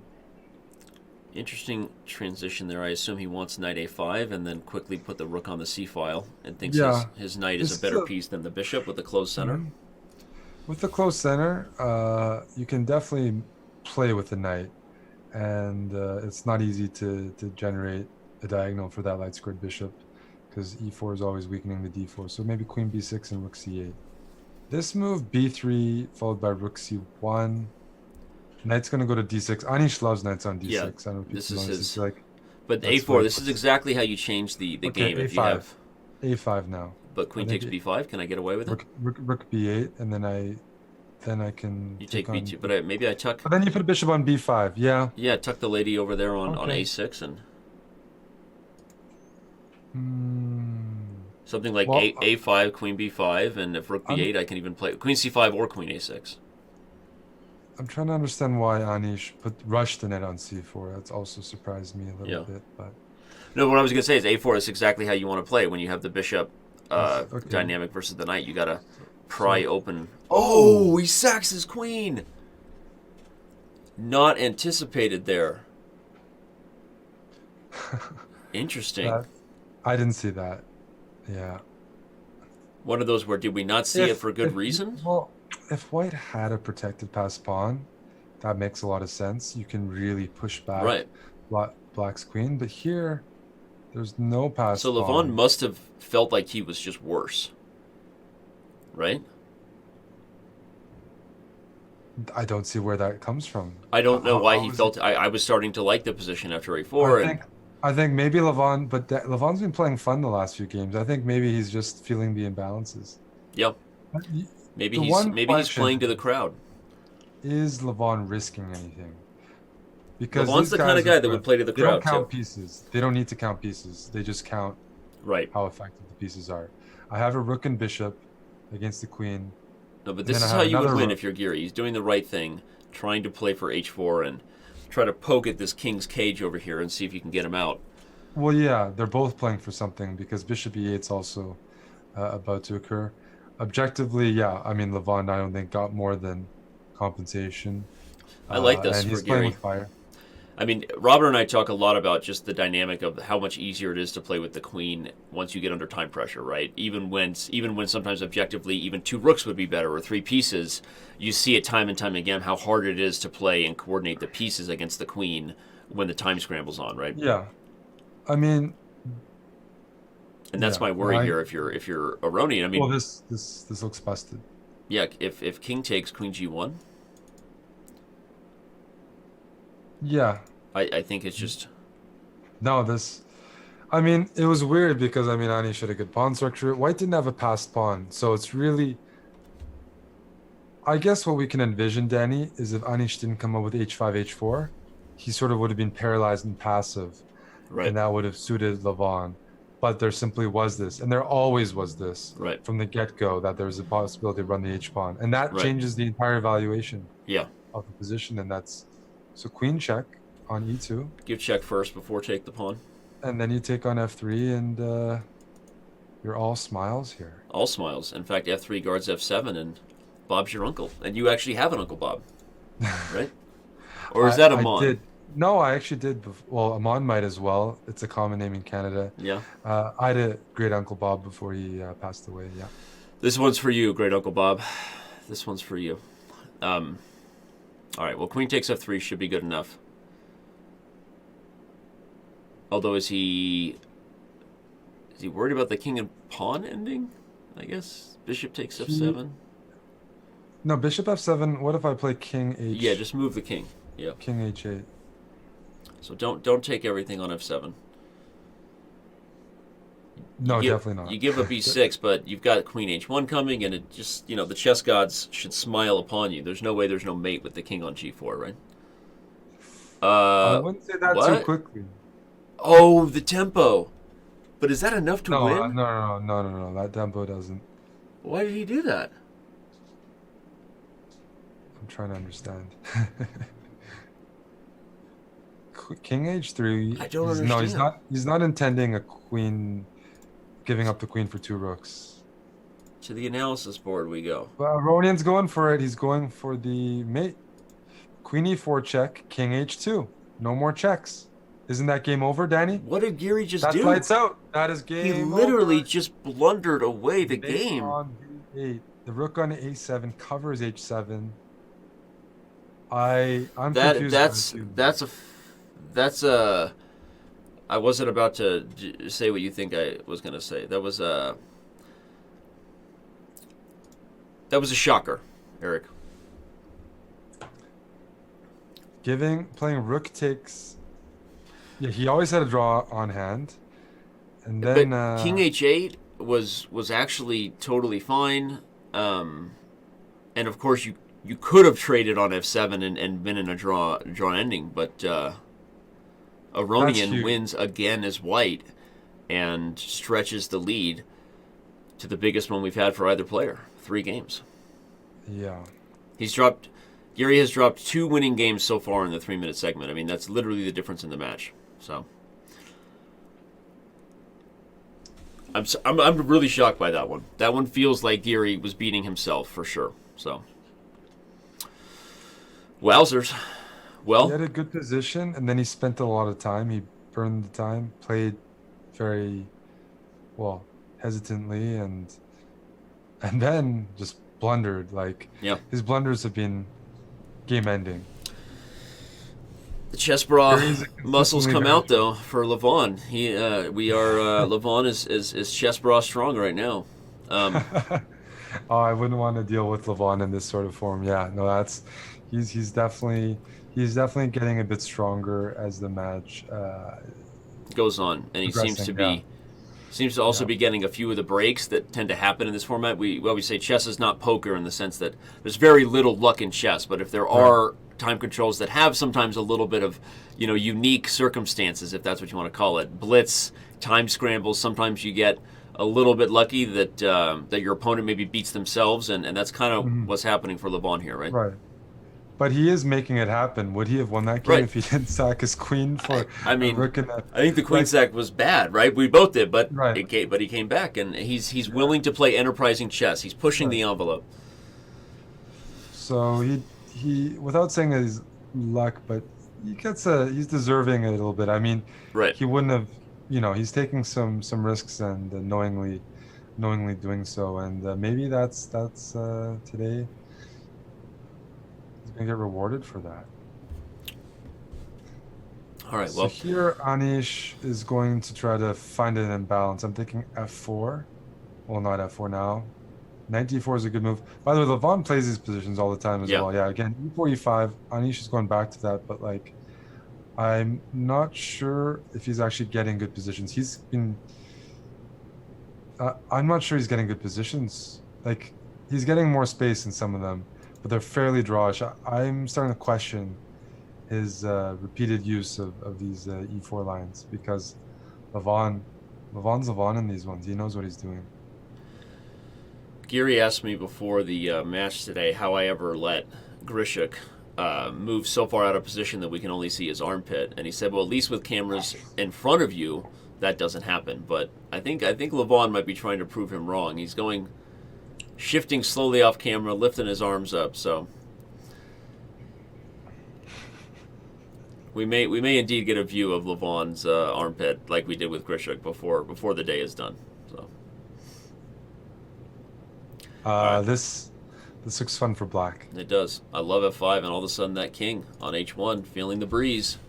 Feeling the breeze. Here comes the lady. To h4. Okay, I think you need to simplify so you don't get mated, but certainly the white... But okay, I guess I shouldn't over-exaggerate, right? I mean, the black king also potentially has problems as this one opens up. The queen is the only piece that can harass. I mean, queen f3 or queen d3, you get the queen on the h1 to a8 diagonal. You cover most of the checks. Also, a4, you're threatening to take on b5 over on the a file. By threatening, I mean it could be a plus. I feel like this is okay for Anish, but he's going to have to bail out into an endgame pretty quickly.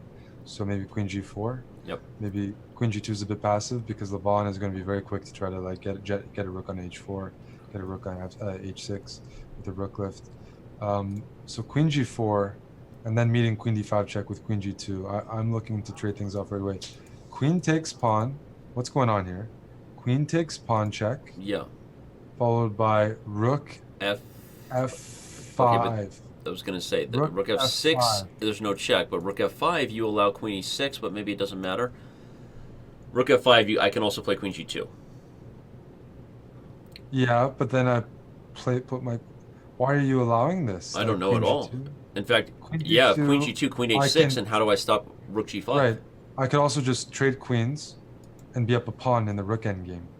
Not that it's the best situation, but Anish is definitely not...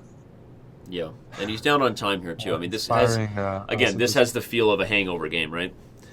Really worked hard to lose a winning position. He's going to play f4 here, but this is not what the doctor ordered.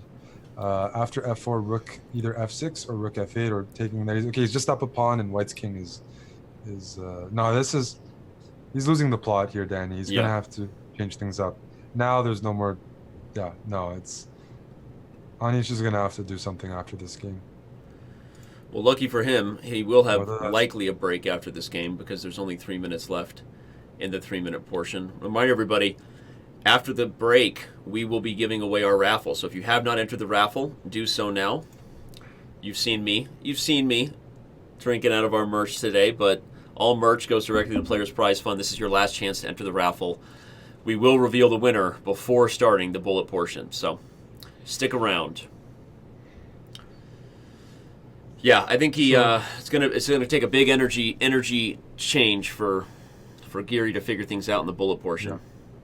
The only way for this to get away from Levon is he's going to get pretty ambitious because he sees Anish king, he sees up a pawn. At the same time, though, Black's position is still very loose. King is loose, Yeah. pawns are loose, so Right. you could blunder in some cases. So he's going to have to be a little alert. As long as he's not overly ambitious and he just maintains this as a 2-result game. Okay, I now he think- gets the queens off, which I think helps Giri, right? Because his king was still a little more worrisome. You mean queen e6 check? Yeah. Yeah, I mean, that's definitely a result that I think Aronian doesn't mind either, because he's if it's 2 results, up 3 games heading into the bullet, I think he's very happy with. Yeah. Agreed. If but you had yeah, asked him if he would take a 3-game lead into the bullet, I mean, clearly, right? Those of you trying to enter the raffle at the Chess TV chat, I apologize. It is a Twitch-only raffle. But who knows? Maybe we'll be adding some special stuff here at some point in the Chess TV chat. Just saying. But sorry about that.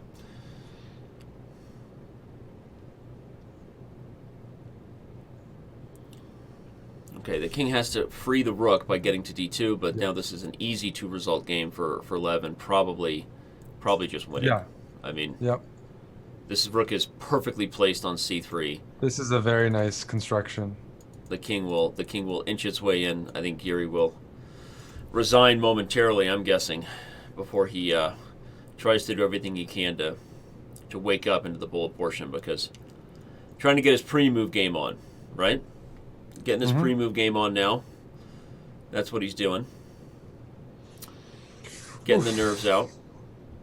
What exactly is the time situation? It looks like they may actually get another 3-minute game. I'm not 100% sure, but I believe it's most likely that they will have one more 3-minute game here.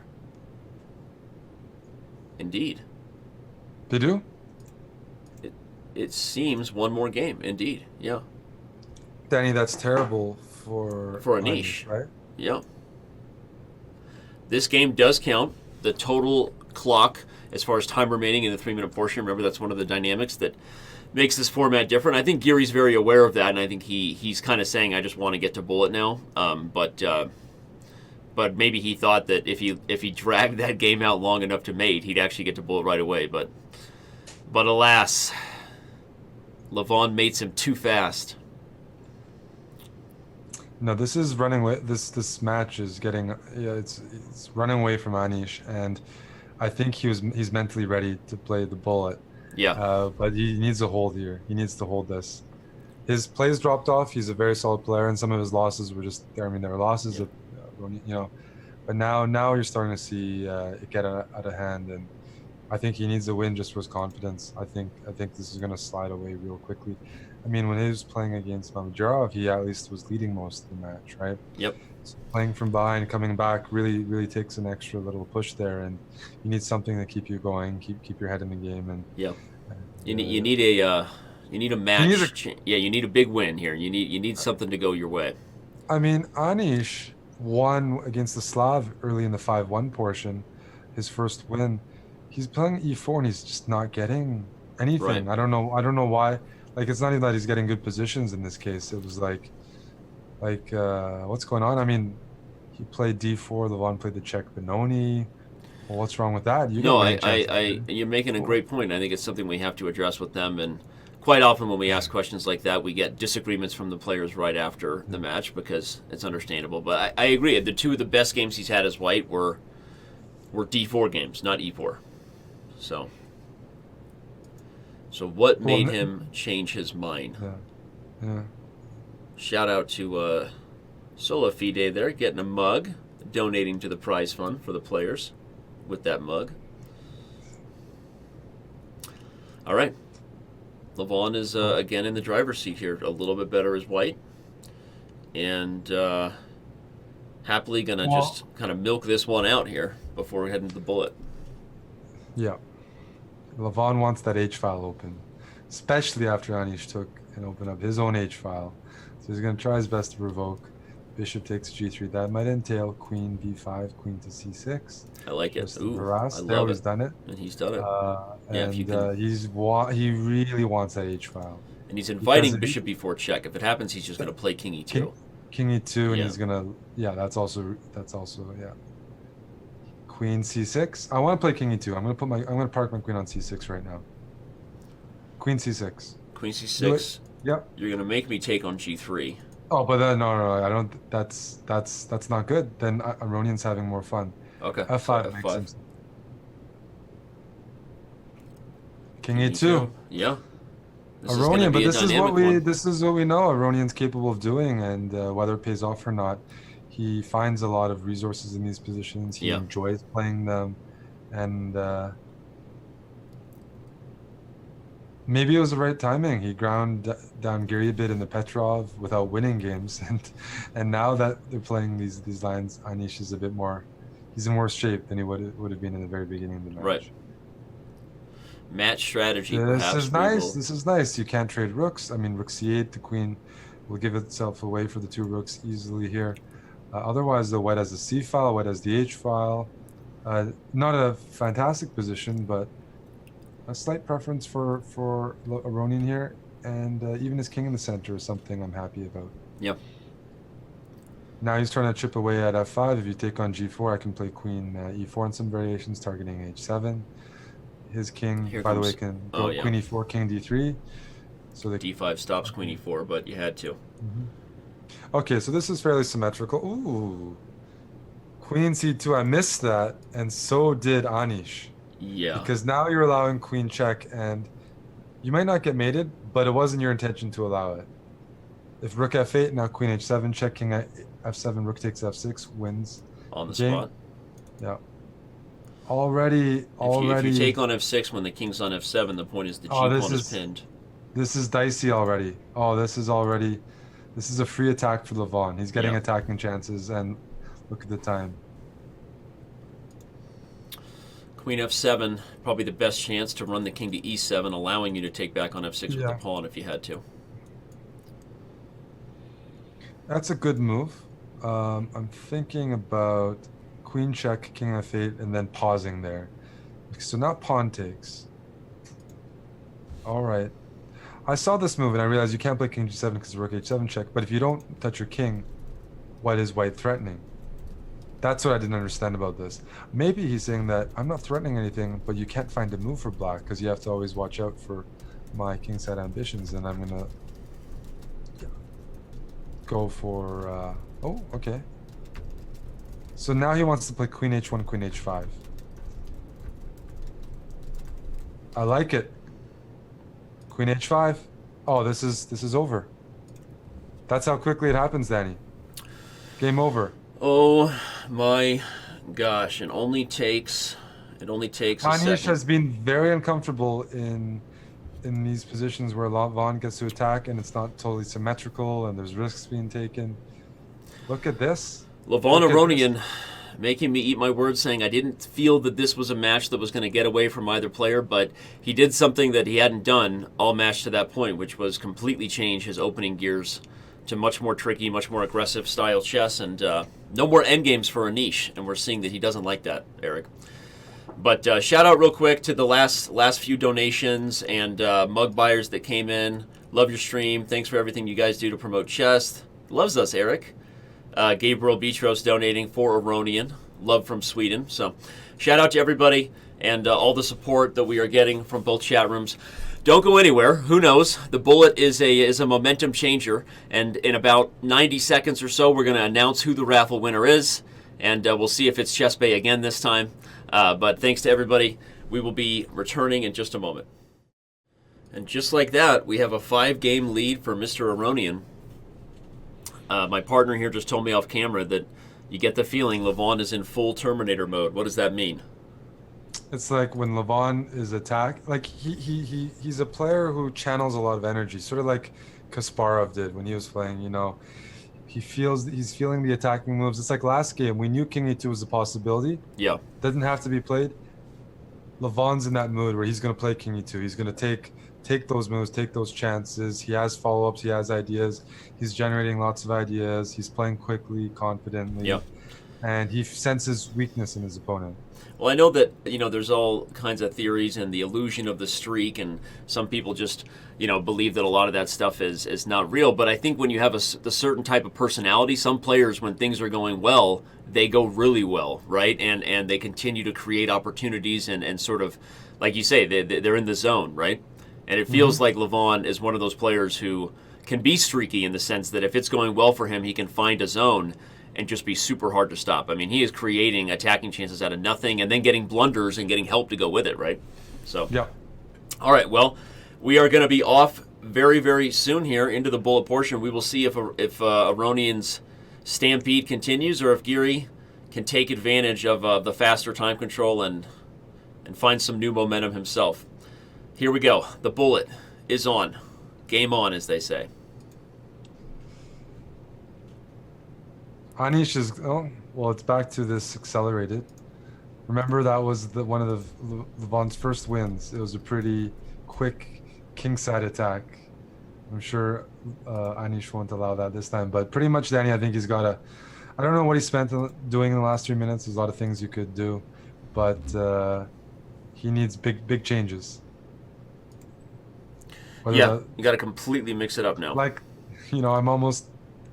It's 1-1 time control, so you can't go crazy, but I'm getting ready to push Harry, the H pawn here. I'm getting ready to... Harry. Oh, no. Queens are coming off. But again, if you're Giri, you got to do something here to change it up. Well, Giri is good in endgames, but they need to be endgames where he's actually got something, and he wasn't against Levon's at e4, e5. Now at least there's some more space, and it doesn't look as dull. For example, e5, he's going to play for e5 at some moment. Five games, Danny. He's going to have to start getting wins. No, I mean this would be the biggest comeback we've ever had. I believe we had a 5-game lead where someone came back and maybe tied it, but still lost. But the biggest lead we ever had overcome and turned around for a win was a 4-game deficit in this format. So, but okay, your white's a little bit better in the endgame now. Yep. You've kind of induced this H5 move. As a move. break, you have F5, you have E5, you have options here. And you're up 35 seconds. You're going to try to maneuver yourself around, use your time advantage and bullet, and it's all you got to do is win one game first, right? You can't win all 5 games at once. You got to win one game first. Oh, like I can't remember the last time Anish won a game. I know. That's how bad it's been. That's why I said you got to win one. You got to win one game first if you were to play Rook F4. Play Rook F4 and Guard E4 and then Bishop H3? Yeah, Bishop H3 I thought was the plan a while ago. There we go. Bishop F3, maybe Rook G1, G4, Rook G2, G4. Instead, he's trying to attack on both sides, which takes a bit more effort, but Aronian, with only 10 seconds on the clock, is under some pressure there. Knight comes around F4, hitting D5. Knight's going to E5. The knight's going to E5. Yeah, this has actually been a this very is nice. Good. This is good. Take King. Oh, Knight E5, hitting okay, C4. But here comes, F5 is a problem too. And F5. Ooh, well then everything. I think he got overextended to take the H pawn. Should have stayed on his track. But E7's falling. It's over. That's winning. He just missed E7. That is winning. Aronian's going to do his best now. It is bullet, but he's down a piece. No, that's a win for Giri. Big win. That's how you turn things around. I'm calling it early because this is over. Levon throws in the towel. And if you're looking for a momentum, right, if you're looking for a change in the wind, that's what you had to go for. And Levon goes back to the Petrov. Surprising, right? Yeah. But you know what? From a match strategy point of view, this could create some really long games. Mm-hmm. And at this point, Giri has two enemies, Levon and the clock. I was a little surprised at how slow Levon was that first game. He was down 30 seconds, and well, I thought that was too much of a deficit. But we'll see. This could be okay if it turns out to be solid. But you know what? This looks like a great attacking position for Giri. Knight e4, Yep. f5. Yeah. Knight e4, f5. Throw the pieces in, Anish. f5, f4, queen d6 if you want to play on that diagonal. Queen d6. g3. Oh, I love that. Knight g5. Knight g5. Knight g5 is a powerful move. b6 is good. This is a great position for Anish. Levon has gotten his work. This is a terrible position for white. At least we're trying to. You're not going to inspire a lot of confidence. H6 to guard g5, and then go back to your idea of putting the knight there. Yeah, I either way, wanted that. Yeah, C4 he is goes a for it. I weakness, wanted to pawn's get working. and he stops it. F4. Now the knight can come back and relocate to h5 in Well, some positions, though. Potentially, he's hitting c2. You might want to put that bishop on. Ooh, we're back to our usual Danny. Yeah. The Isolated pawns pawn. in exchange for the bishop pair. Bishop b6 or d4, one of the two. I'm actually tempted to play bishop takes c2, knight takes c5. Okay, this also works. c2's hanging. Watch out for that. Also, d4 is a possibility. Ooh. Knight takes. Oh, he could have taken on c5 and played queen d2 there. Yeah, Levon missed it. I think instinctively thought he blundered the pawn. Well, now Anish, Now- bishop a5. Oh, no, not This should anymore. be pretty straightforward, though. This d pawn is dirty. It is dirty. I don't think white can get enough. Bishop f5. Bishop f5. He's Take going to sack e1. the queen. Sack Take the e1 queen. and then rook e2. Do it. No. Okay, but he's got enough, likely. Still enough, given that white's king is so exposed and the queen's Oh coming yeah, down. this is. Well, Danny, if you're going to come back from 5, you do it right away. I mean, this is about Okay. as powerful.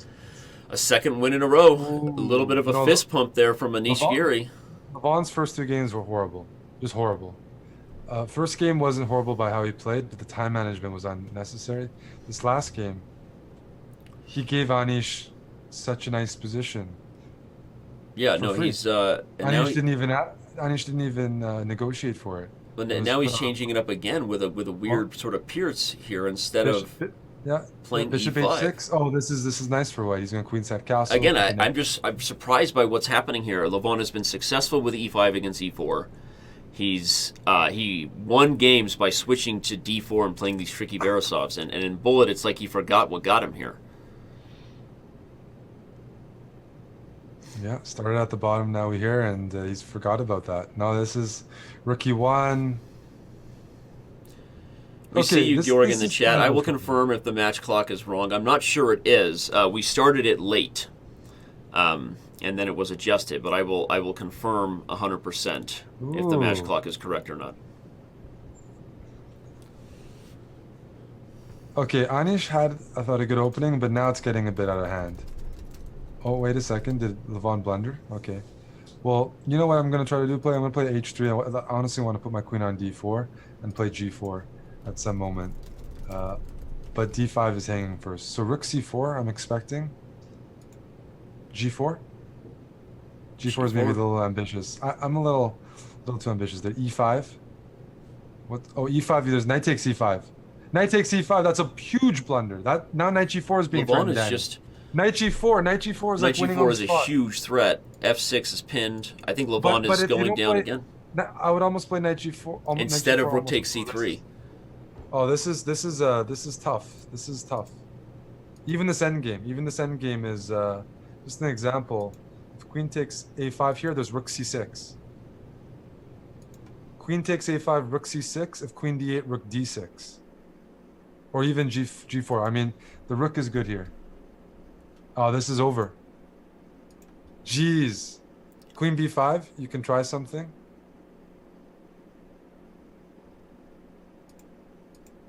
Wait a sec.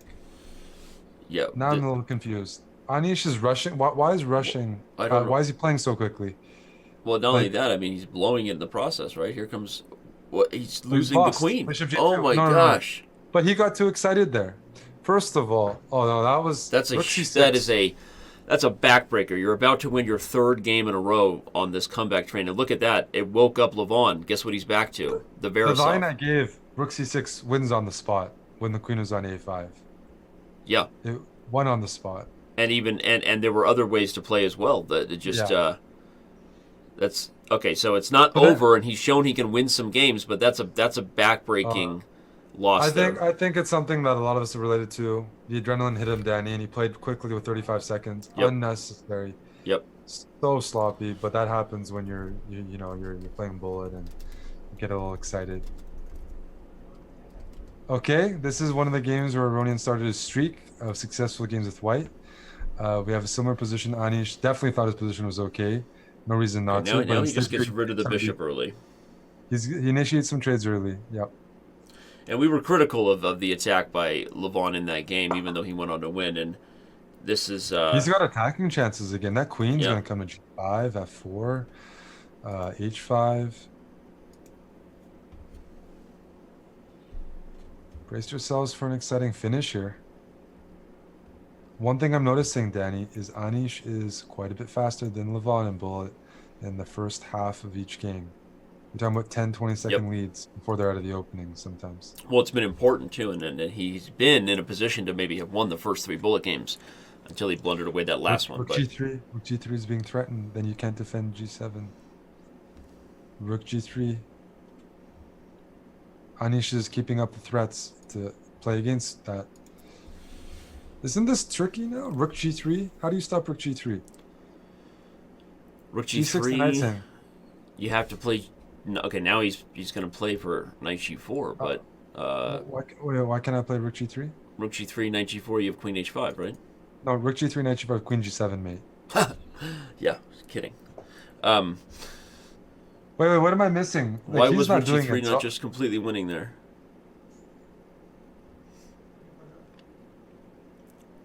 I'm not gonna sleep over that one. I'm not gonna sleep over that one. Yeah, I thought think that was his whole well, I plan. think he's getting it anyway. Yeah, Anish. That's Anish is that's not supposed to happen. He's getting killed in object. He might have to switch his opening because even though his positions are okay, he cannot keep up with Levon. When they have a minute on the clock, Levon finds attacking moves very quickly. Anish doesn't find the defensive moves very quickly. Wow. So he just might have to avoid that. That's nasty. Well, I can confirm now that the official clock is correct, although we're seeing weird things with the clock. There we go. Finally, the official clock is correct, and within a second or two. So we apologize for some of the confusion there, but we're good. And congratulations to our raffle winner. Forgot to announce that. We were so busy jumping into the bullet portion, but thank you for everyone who F3. played. F3's F3. coming. F3 sack the exchange. Ooh, now he's gonna play F3 himself, or at some point he's gonna play F3 knight G4 and run the king over to the queen side. If he feels like it's getting a little too hot, Anish is gonna prepare the king sprint. Bishop takes. Then H pawn. Oh, knight takes H3. There's some compensation. This is where here. Levon is going to put, Bishop takes G4 and bring the knight over to G5. or even knight takes and queen This H4. works. This works. This is slightly faster. But, He yeah, just resigns. Wow. He just resigns.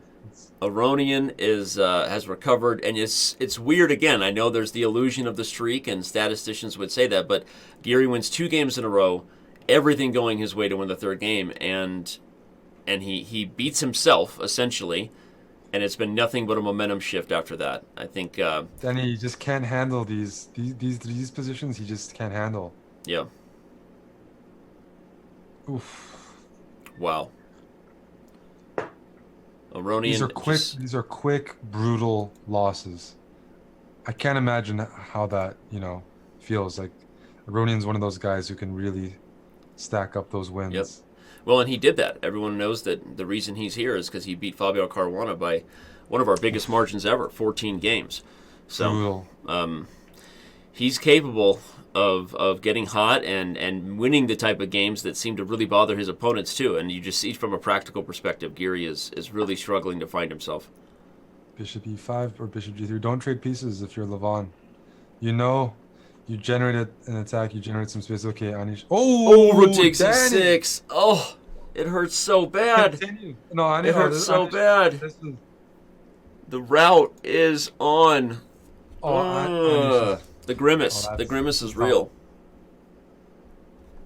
I'm not even looking for tactics right now. Now I'm finally done tech troubleshooting, trying to make sure the show maintains itself. But that was just bananas. Rook takes e6.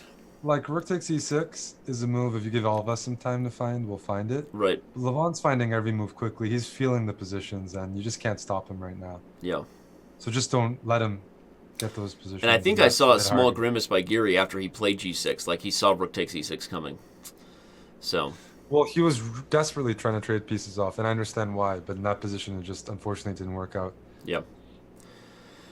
Well, the Aronian hype is real, and I'm not calling it yet because we've seen a couple games win in a row, but you're getting into mathematical territory where another win by Levon, and it's pretty much over. So, which is super disappointing for Giri. Again, the final scoreboard will be what people remember, but we know that this match was very close throughout until just huge momentum changer from Aronian to start playing better blitz chess, to be honest, right? More of a strategy that was about giving his opponent opportunity to blunder.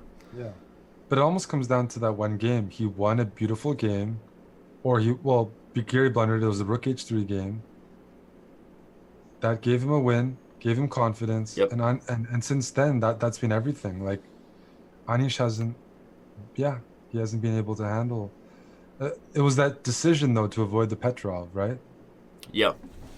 Because otherwise they were just trading draws, and it was a one point game for quite a while. And he gave it his best effort, right? I mean, he had 3 times. He kind of, even 4, I think, he was really beating his head against the wall and said, all right, Anish, I believe you.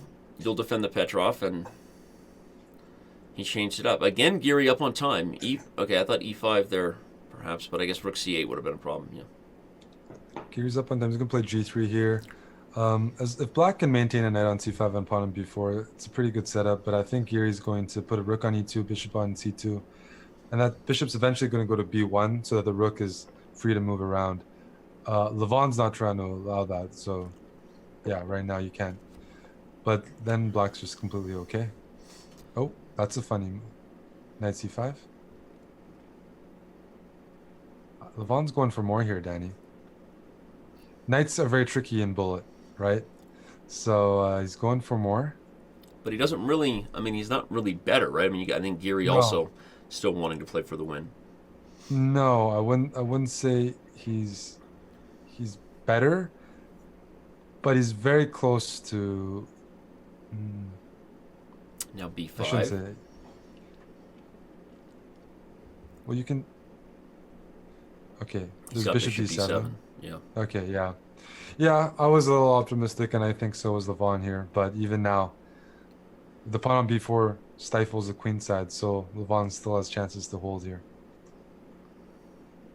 Anish needs to you convert almost wish this you could have sacked the h-pawn to get the king into f5. King d2? King d2? Oh, Oh. king d... He wants to keep d5. Okay. King f7 or king f6? Rook e6 check here maybe, and then h5? Okay, plays h5 first. Oh, very nice. Getting the rook behind the pawn. But King can go to h6. But the king gets there. Rook d2. Oh, this is a good endgame for Anish. Still should be winning for white, Yeah. King e5 is his idea. Rook d8. Yeah. Well, we needed that. He needed that. We maybe didn't need it. Depends on which side of the fence you're on. I am in the Netherlands though, so I can almost hear Anish screaming. Yeah. From where I am, so we need some damage control. He needed this one. He's gonna get it, but a lot of time coming off the clock with it.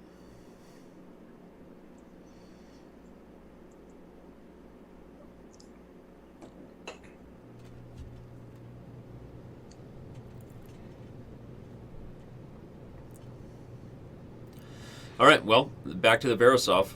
What is his solution here? Because he's repeating and his positions are okay. They look okay. We're all like, seems fine for black. But they're leading to glamorous middle games for Levon. I mean, they're leading to some of the, most painful losses we've seen. Well, it would take, if the comeback's going to happen, it's now. Well, it actually starts like 5 games ago, but it's still a now. It's still a now. And but you're right though. It's just hard to imagine Giri shifting things enough here, given that he's getting the same types of positions that he lost before.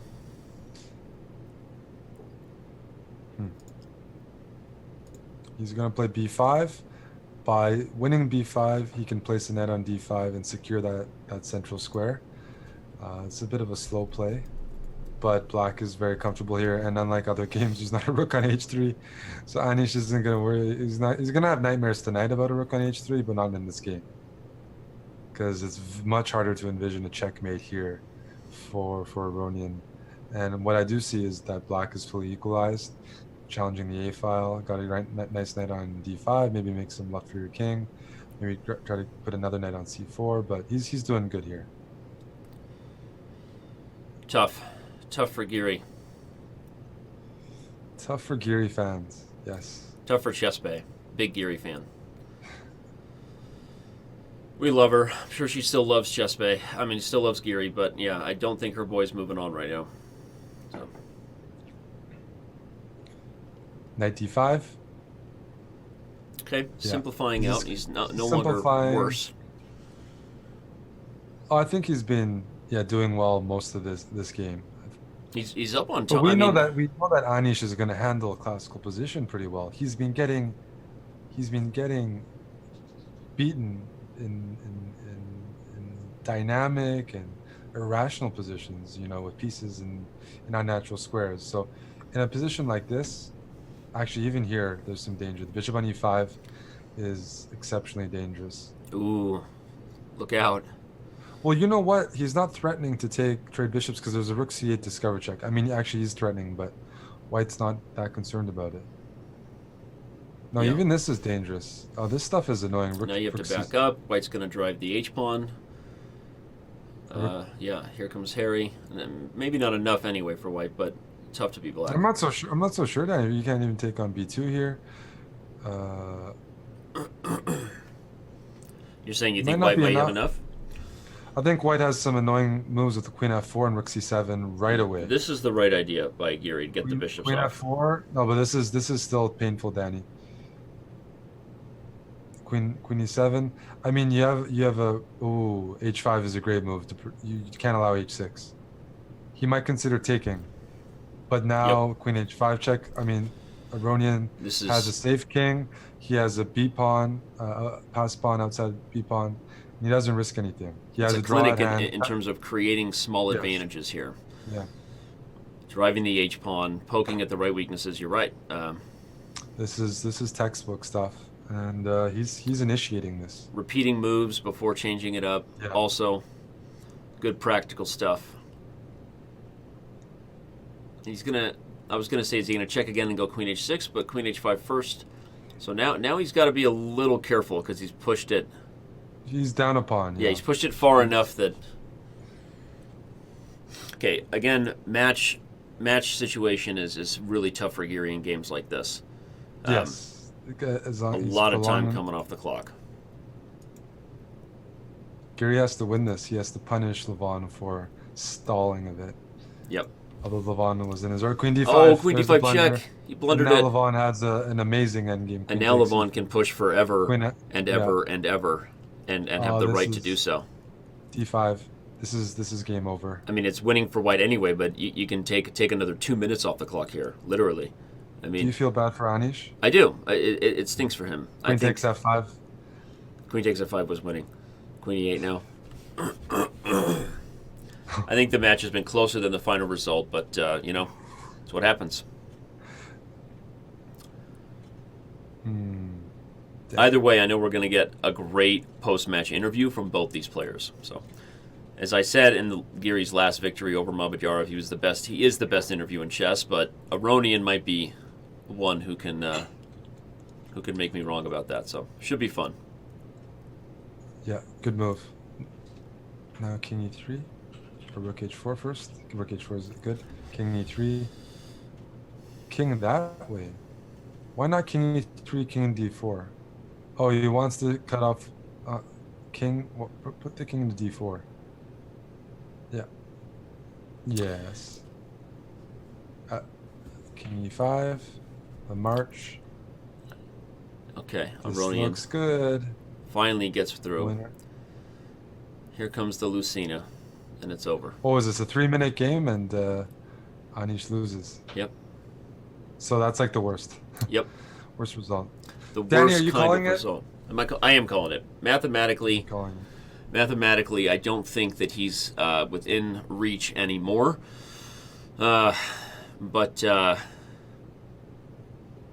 I'm really surprised. I'm really surprised by the direction the match went, and I guess I'm not that surprised that a change in gears from Aronian is how he got there. Really going for these trickier openings, and I guess I don't think it's unfair to say that we should be a little surprised. I think Anish beat himself a few more times than he should have, and really hard to recover from those games. Once you beat yourself once, it's you have a hangover the next game and usually play worse. Yeah. So, all right. Well, it'll still be really interesting. I think we got to ask Anish, obviously afterwards, why he didn't go into d4 more often, especially given his early success. And ask Levon if that was part of his plan, was to poke at the Petrov for a while, but ultimately the games that got him over the hump with these Verisovs, and if that was something he wanted to do. Levon here he's doing pretty well with this this opening, considering it's not usually the best line. He's getting a net on c5 every game, and a pawn on a4, and I don't know, this looks pretty okay to me. I can't complain for a bullet game to get this position. Now there's rook takes b3, Danny.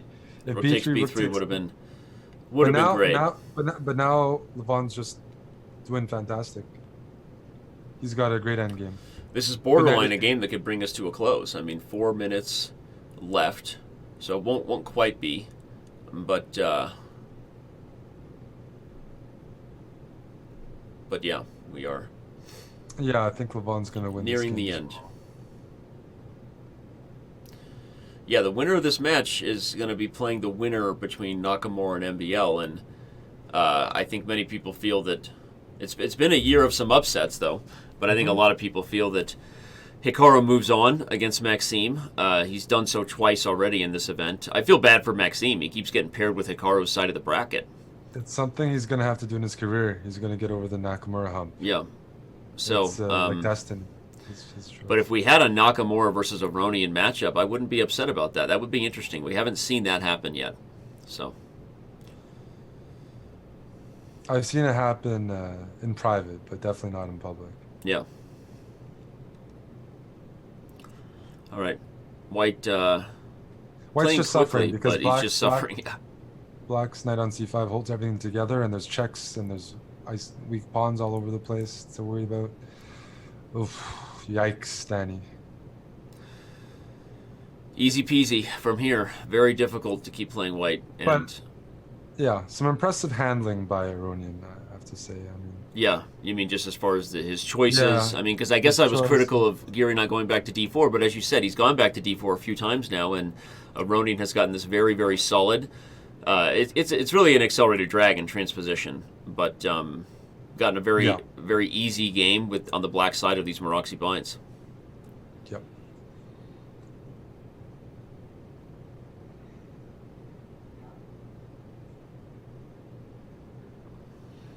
All right, well, another London now. This is not a bad strategy for black and blitz against the London. Just offer some random parting practical tips for our viewers. Getting rid of white's light square bishop is worth the time that it takes for this knight to pop out and come back. It's irritating, but you really eliminate a lot of the most dangerous variations when you can get rid of the light square bishop. So the rook lift. The rook lift. He's gonna play a quick f6 there, I'm guessing. Rook h3, f6, queen h5, h6. f6? Yeah. That last draw was our first draw after 10 straight decisive games, by the way, Eric. So 10 straight decisive games, probably 8 for... Mostly for Aronian, yes. But it started out with a couple bullet victories, and then I think it was 7 7 wins in a row for Levon or something like that. Anish even had a chance to catch up, Danny, right? After winning those 2 in a row. And Yeah. if he won the third, it would have been a two-game match. So even despite some frustrations, he still had a chance in the final time control, which is part of the format that you do have a chance, even if you're behind. So he's got to kick himself because Aronian's been a lot more consistent. Rook c6, queen e7, rook c7, rook c7. You got to give up the piece here because knight takes e5 is coming either way. And it seems most likely this will be the last game. Wait. And this looks I could over. be wrong. We may be about to see. Yeah. Aronian wins this one like he's about to. I was wrong. One more game. Oh. The match score continues to separate. Make sure you stick around, everybody, for right after the show. Alexander Botez will be streaming. So for those of you here for the all-day, all-night chess, we got interviews with the players starting in 20 seconds or after this last game. And then Alexander will be picking up the mantle after we bring things to a close here. Well, Aronian is closing out the show. Yep. In his own way as well. The closer. This is one of the strongest bullet portions. I mean, we've seen a few situations like this. It's not uncommon, but Anish is he's definitely underperforming in bullet based on my prediction. I knew Aronian was a favorite, but this has been Shout out to worst. Diamond member Sloppy Isle, who says this is the first Speed Chess Championship match you've seen live. Well, welcome. Welcome to the live party. It's more fun than the replay party. That's true. It really is. And the reactions, the engagement between the players in the audience, commentators in the audience in the audience, that's worth it, I think.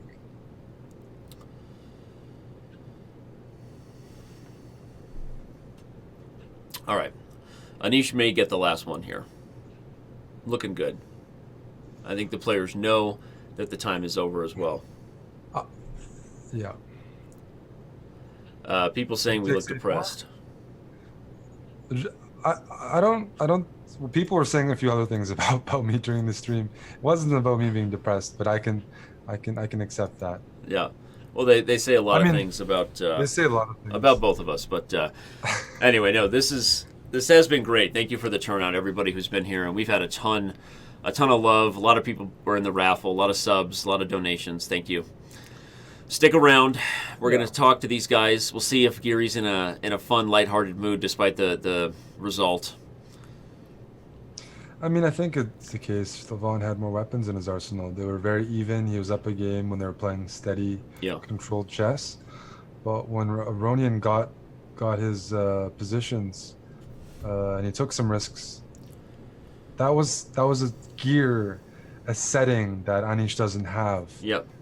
You know what I mean? And it turned out to be very important today in changing the dynamic of the match. So. Well, and you could see it was a match that started out according to our stats favoring Aronian, and it got close there.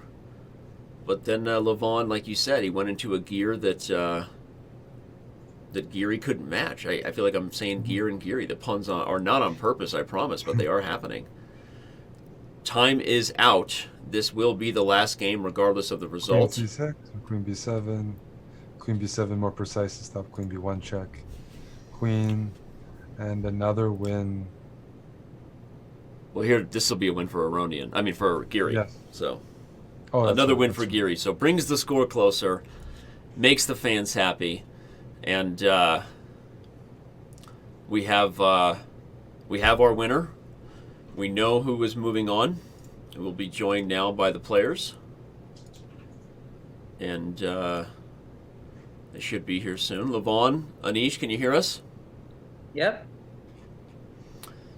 Anish, you there? Hello. Yeah, I'm in here. Well, thank you both. Super entertaining match.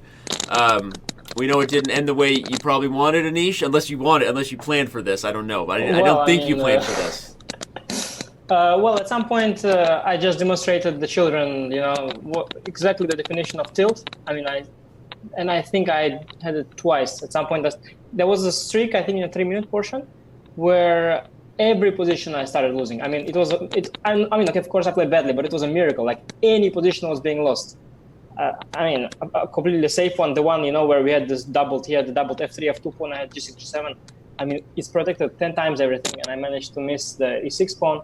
And there was the queen up position where I also lost. I mean, it's incredible how at some point I was already thinking, okay, maybe let's do the draw. And I was thinking to go to the pawn endgame. Suddenly I saw some ghosts in the pawn endgame with king f3, e4, and confused me. I thought, okay, let me draw this way. And suddenly it was checkmate. So yeah, there was a phase when I lost, I don't know, like how many in a row, but like 4 or 5 in a row. And Right. I never really recovered. The bullet actually went relatively fine for me, but of course I was trading so much, didn't make Well, in that third bullet game, after you had won 2 in a row and a bit of a momentum changer, that you were also At some better point, there, right? Did that? Yeah, that's true. Yeah, okay. I mean, bullet is very, very random, and I think Levon started playing well at some point. At some point, I was losing a lot of games against the bishop f4 system. I think, okay, I mean, it would be, of course, winning 3rd in a row would be nice, but I'm not sure it would necessarily make me come back in the match because, okay, later on left played well. Well, you just mentioned Levon's bishop f4 and the Verasov, and on to you, Levon. Was that a premeditated strategy that you were going to give it a try against the Petrov for a while before switching, or did you just at some point get sick of trying to beat Anish in those Petrovs and decide it was time to switch? Yeah, at some point I thought that it's time to strike because, I mean, it was clear to me that Anish was playing better in the 5-minute phase, also the bullet phase. I mean, the bullet phase I was kind of suspecting, but 5-minute phase. Surprise! Yes. I was playing really badly. It was clear that my strategy wasn't working, although I was up on. I was up in the score, but my play was rather sad, to say the least. So I thought it's time to mix it up because when the things are not working the way you want it, even though when you're leading, I think that's it's always a good time to have this wake up call. This opening you played, the Verasov, very tricky. Is that something you feel is an effective weapon in blitz in this kind of format? Yeah, it's a weapon in blitz if you play it rarely against an unexpected opponent. I think Levon played it also a lot of times in the previous, because at some point I looked at his previous matches, he played it a lot of times, and I even prepared for it. But I think after c5, Levon has been going d takes c5 and d5 mostly, rather than e3. Ah. And this is what I was mostly focusing on. And against e3, I also had something prepared, but I realized maybe it was not such a good idea to play what I want to really play in the quick time control, because my real weapon was something which is very theoretical and required a lot of memory. So. Speaking of back to your point where you said you taught the kids what tilt's all about. Did you?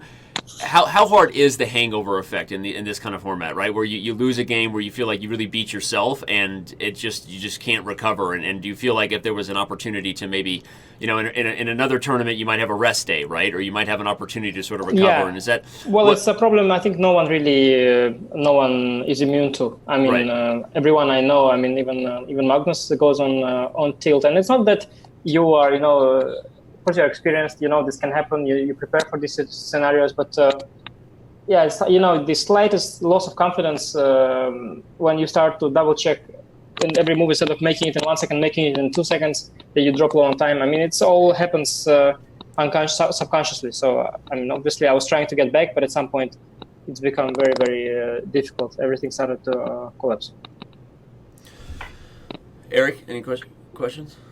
I have some others, but I feel like I'm talking all. Oh, yeah, no. So I'm letting you. Your questions. You're asking most of the main questions. I mean, I was just gonna ask Anish about his, openings. If he was pretty comfortable there. I thought in the beginning of the match you were doing pretty well with d4, but then we had a long session of a lot of, e4, e5, and not too much. Yeah, well, we played this position a few times that I didn't manage to break through, and I thought in the bullet it's not it's an easy system to play with black. I mean, okay, I think I was pressing a little bit, but of course my weapon against Berlin. Actually, one weapon against Berlin that Levon played against me in the Leuven, this system with bishop c5, there I had this knight a4 prepared, which is posing some problems in the practical game. and I got slightly better endgame once, and I won it actually. But then Levon switched to this d6 bishop g5 system, which I think is slightly worse. But okay, I mean, it's a bit too much to play it every game. I mean, maybe in every classical game I will do it, but you know, I mean, I should also pretend that I have a life. Otherwise, you know, I play all the games are the same. And although I have to say this Marusi thing was also not really, I was not really shining there. At some point, I started to make a statement that all the Marusi endgames are better for white. I'm not sure that's the case. Yeah, he got a knight on c5 in most games, and it seemed pretty. Yeah, but okay, very often it's just doing nothing there. But once A and B pawns were exchanged in one game, then of course the knight of c5 is a beast, and I was lucky there that I repeated moves. But okay, I mean at that stage, of course, we are not playing for the match victory. Levon is already like, I don't know, 10 games up. So in that regard, it's a little bit of a pity. I feel that bullet had so little effect because I think we were very close in the bullet. I mean, I was playing faster. Levon was playing better, with white especially. But I felt I was giving him even a match, and it would have been better, of course, if the score would be even, and then we would fight it out in bullet. But I was trailing too much, and at the end, Levon had too much for margin, and it was not too exciting. Well, Levon, speaking of your margin there, you've had 2 match victories now where it was sort of a similar story. I get you found some momentum, and you seem to switch it to a gear where you couldn't be stopped. Is it? I know Eric and I were talking whether some players do just play better once things start going well. There's the statisticians talk about the illusion of a streak, but once you found your rhythm a little bit, do you feel like you find a zone and are willing to be more aggressive? You started playing. There was this great game with King E2, and you're attacking. Talk a little bit how once you start winning, is that something you feel like the momentum just carries you to better chess? I think I mainly got inspired by the fact that I wasn't trailing after a 5-minute session with many really terrible positions for me and seriously bad games. So that kind of levitated me, and I think that, when you realize that terrible, idiotic moves, you're still winning the match. That's very, very inspiring. Right. Yeah, I have to say, Levon probably looked too much at himself there. I mean, I played also like a genius in the 5 minutes. I think it was that we played actually both quite badly. That's also the score. That's why the score was quite even. I mean, Levon made a lot of bad moves. I mean, there was a game that I lost without any reason, and there was one game that I won where Levon could mate me. Like at some point, I had an extra pawn, d5, c4 against c7. And then at some point I was just getting mated, and then he didn't mate me, and then it was a queen end game that I flagged him. So there were many dubious moments in the 5-minute portion. I think for both of us, I was not too excited about my play at that stage, to be honest. Yeah. Well, we were, despite the criticism you guys have for yourselves, we were duly entertained and also felt like we were learning something. And speaking of being entertained, I can't let you guys go without talking a little bit about. I don't even know what the right way to call it is in regards to your Twitter wars. So after your last match, Anish, you had the tweet of the cat on the turtle, and then Levon responded. And Levon decided it was, the turtle or the cat was him. I don't know. He decided to respond to that. Well, he responded to it and threw your face on his favorite best friend. I believe your dog's name is Ponchi. It was, I think, more a response not so much to my turtle tweet, but at some point. In New Chess, I wrote that Levon has an account of his dog, which I discovered because I've seen this account a long time ago. But at some point, he posted a picture of his dog after marriage, and I thought, wait a second, I've seen this dog before. And then I tried to, and then some point later, I saw this Ponchik, and I thought, wait a second, that's a familiar name. And I realized that Levon actually made an account of his dog, and you have to just check it out. I mean, he's been cyberbullying myself, Hikaru, Lawrence, Trent, all his best friends were cyberbullied via that anonymous account, and I thought, Jesus Christ, But so that has nothing to do with it. Levon, would you really cyberbully someone from your dog's account? Never. That's well. How can I control him? I mean,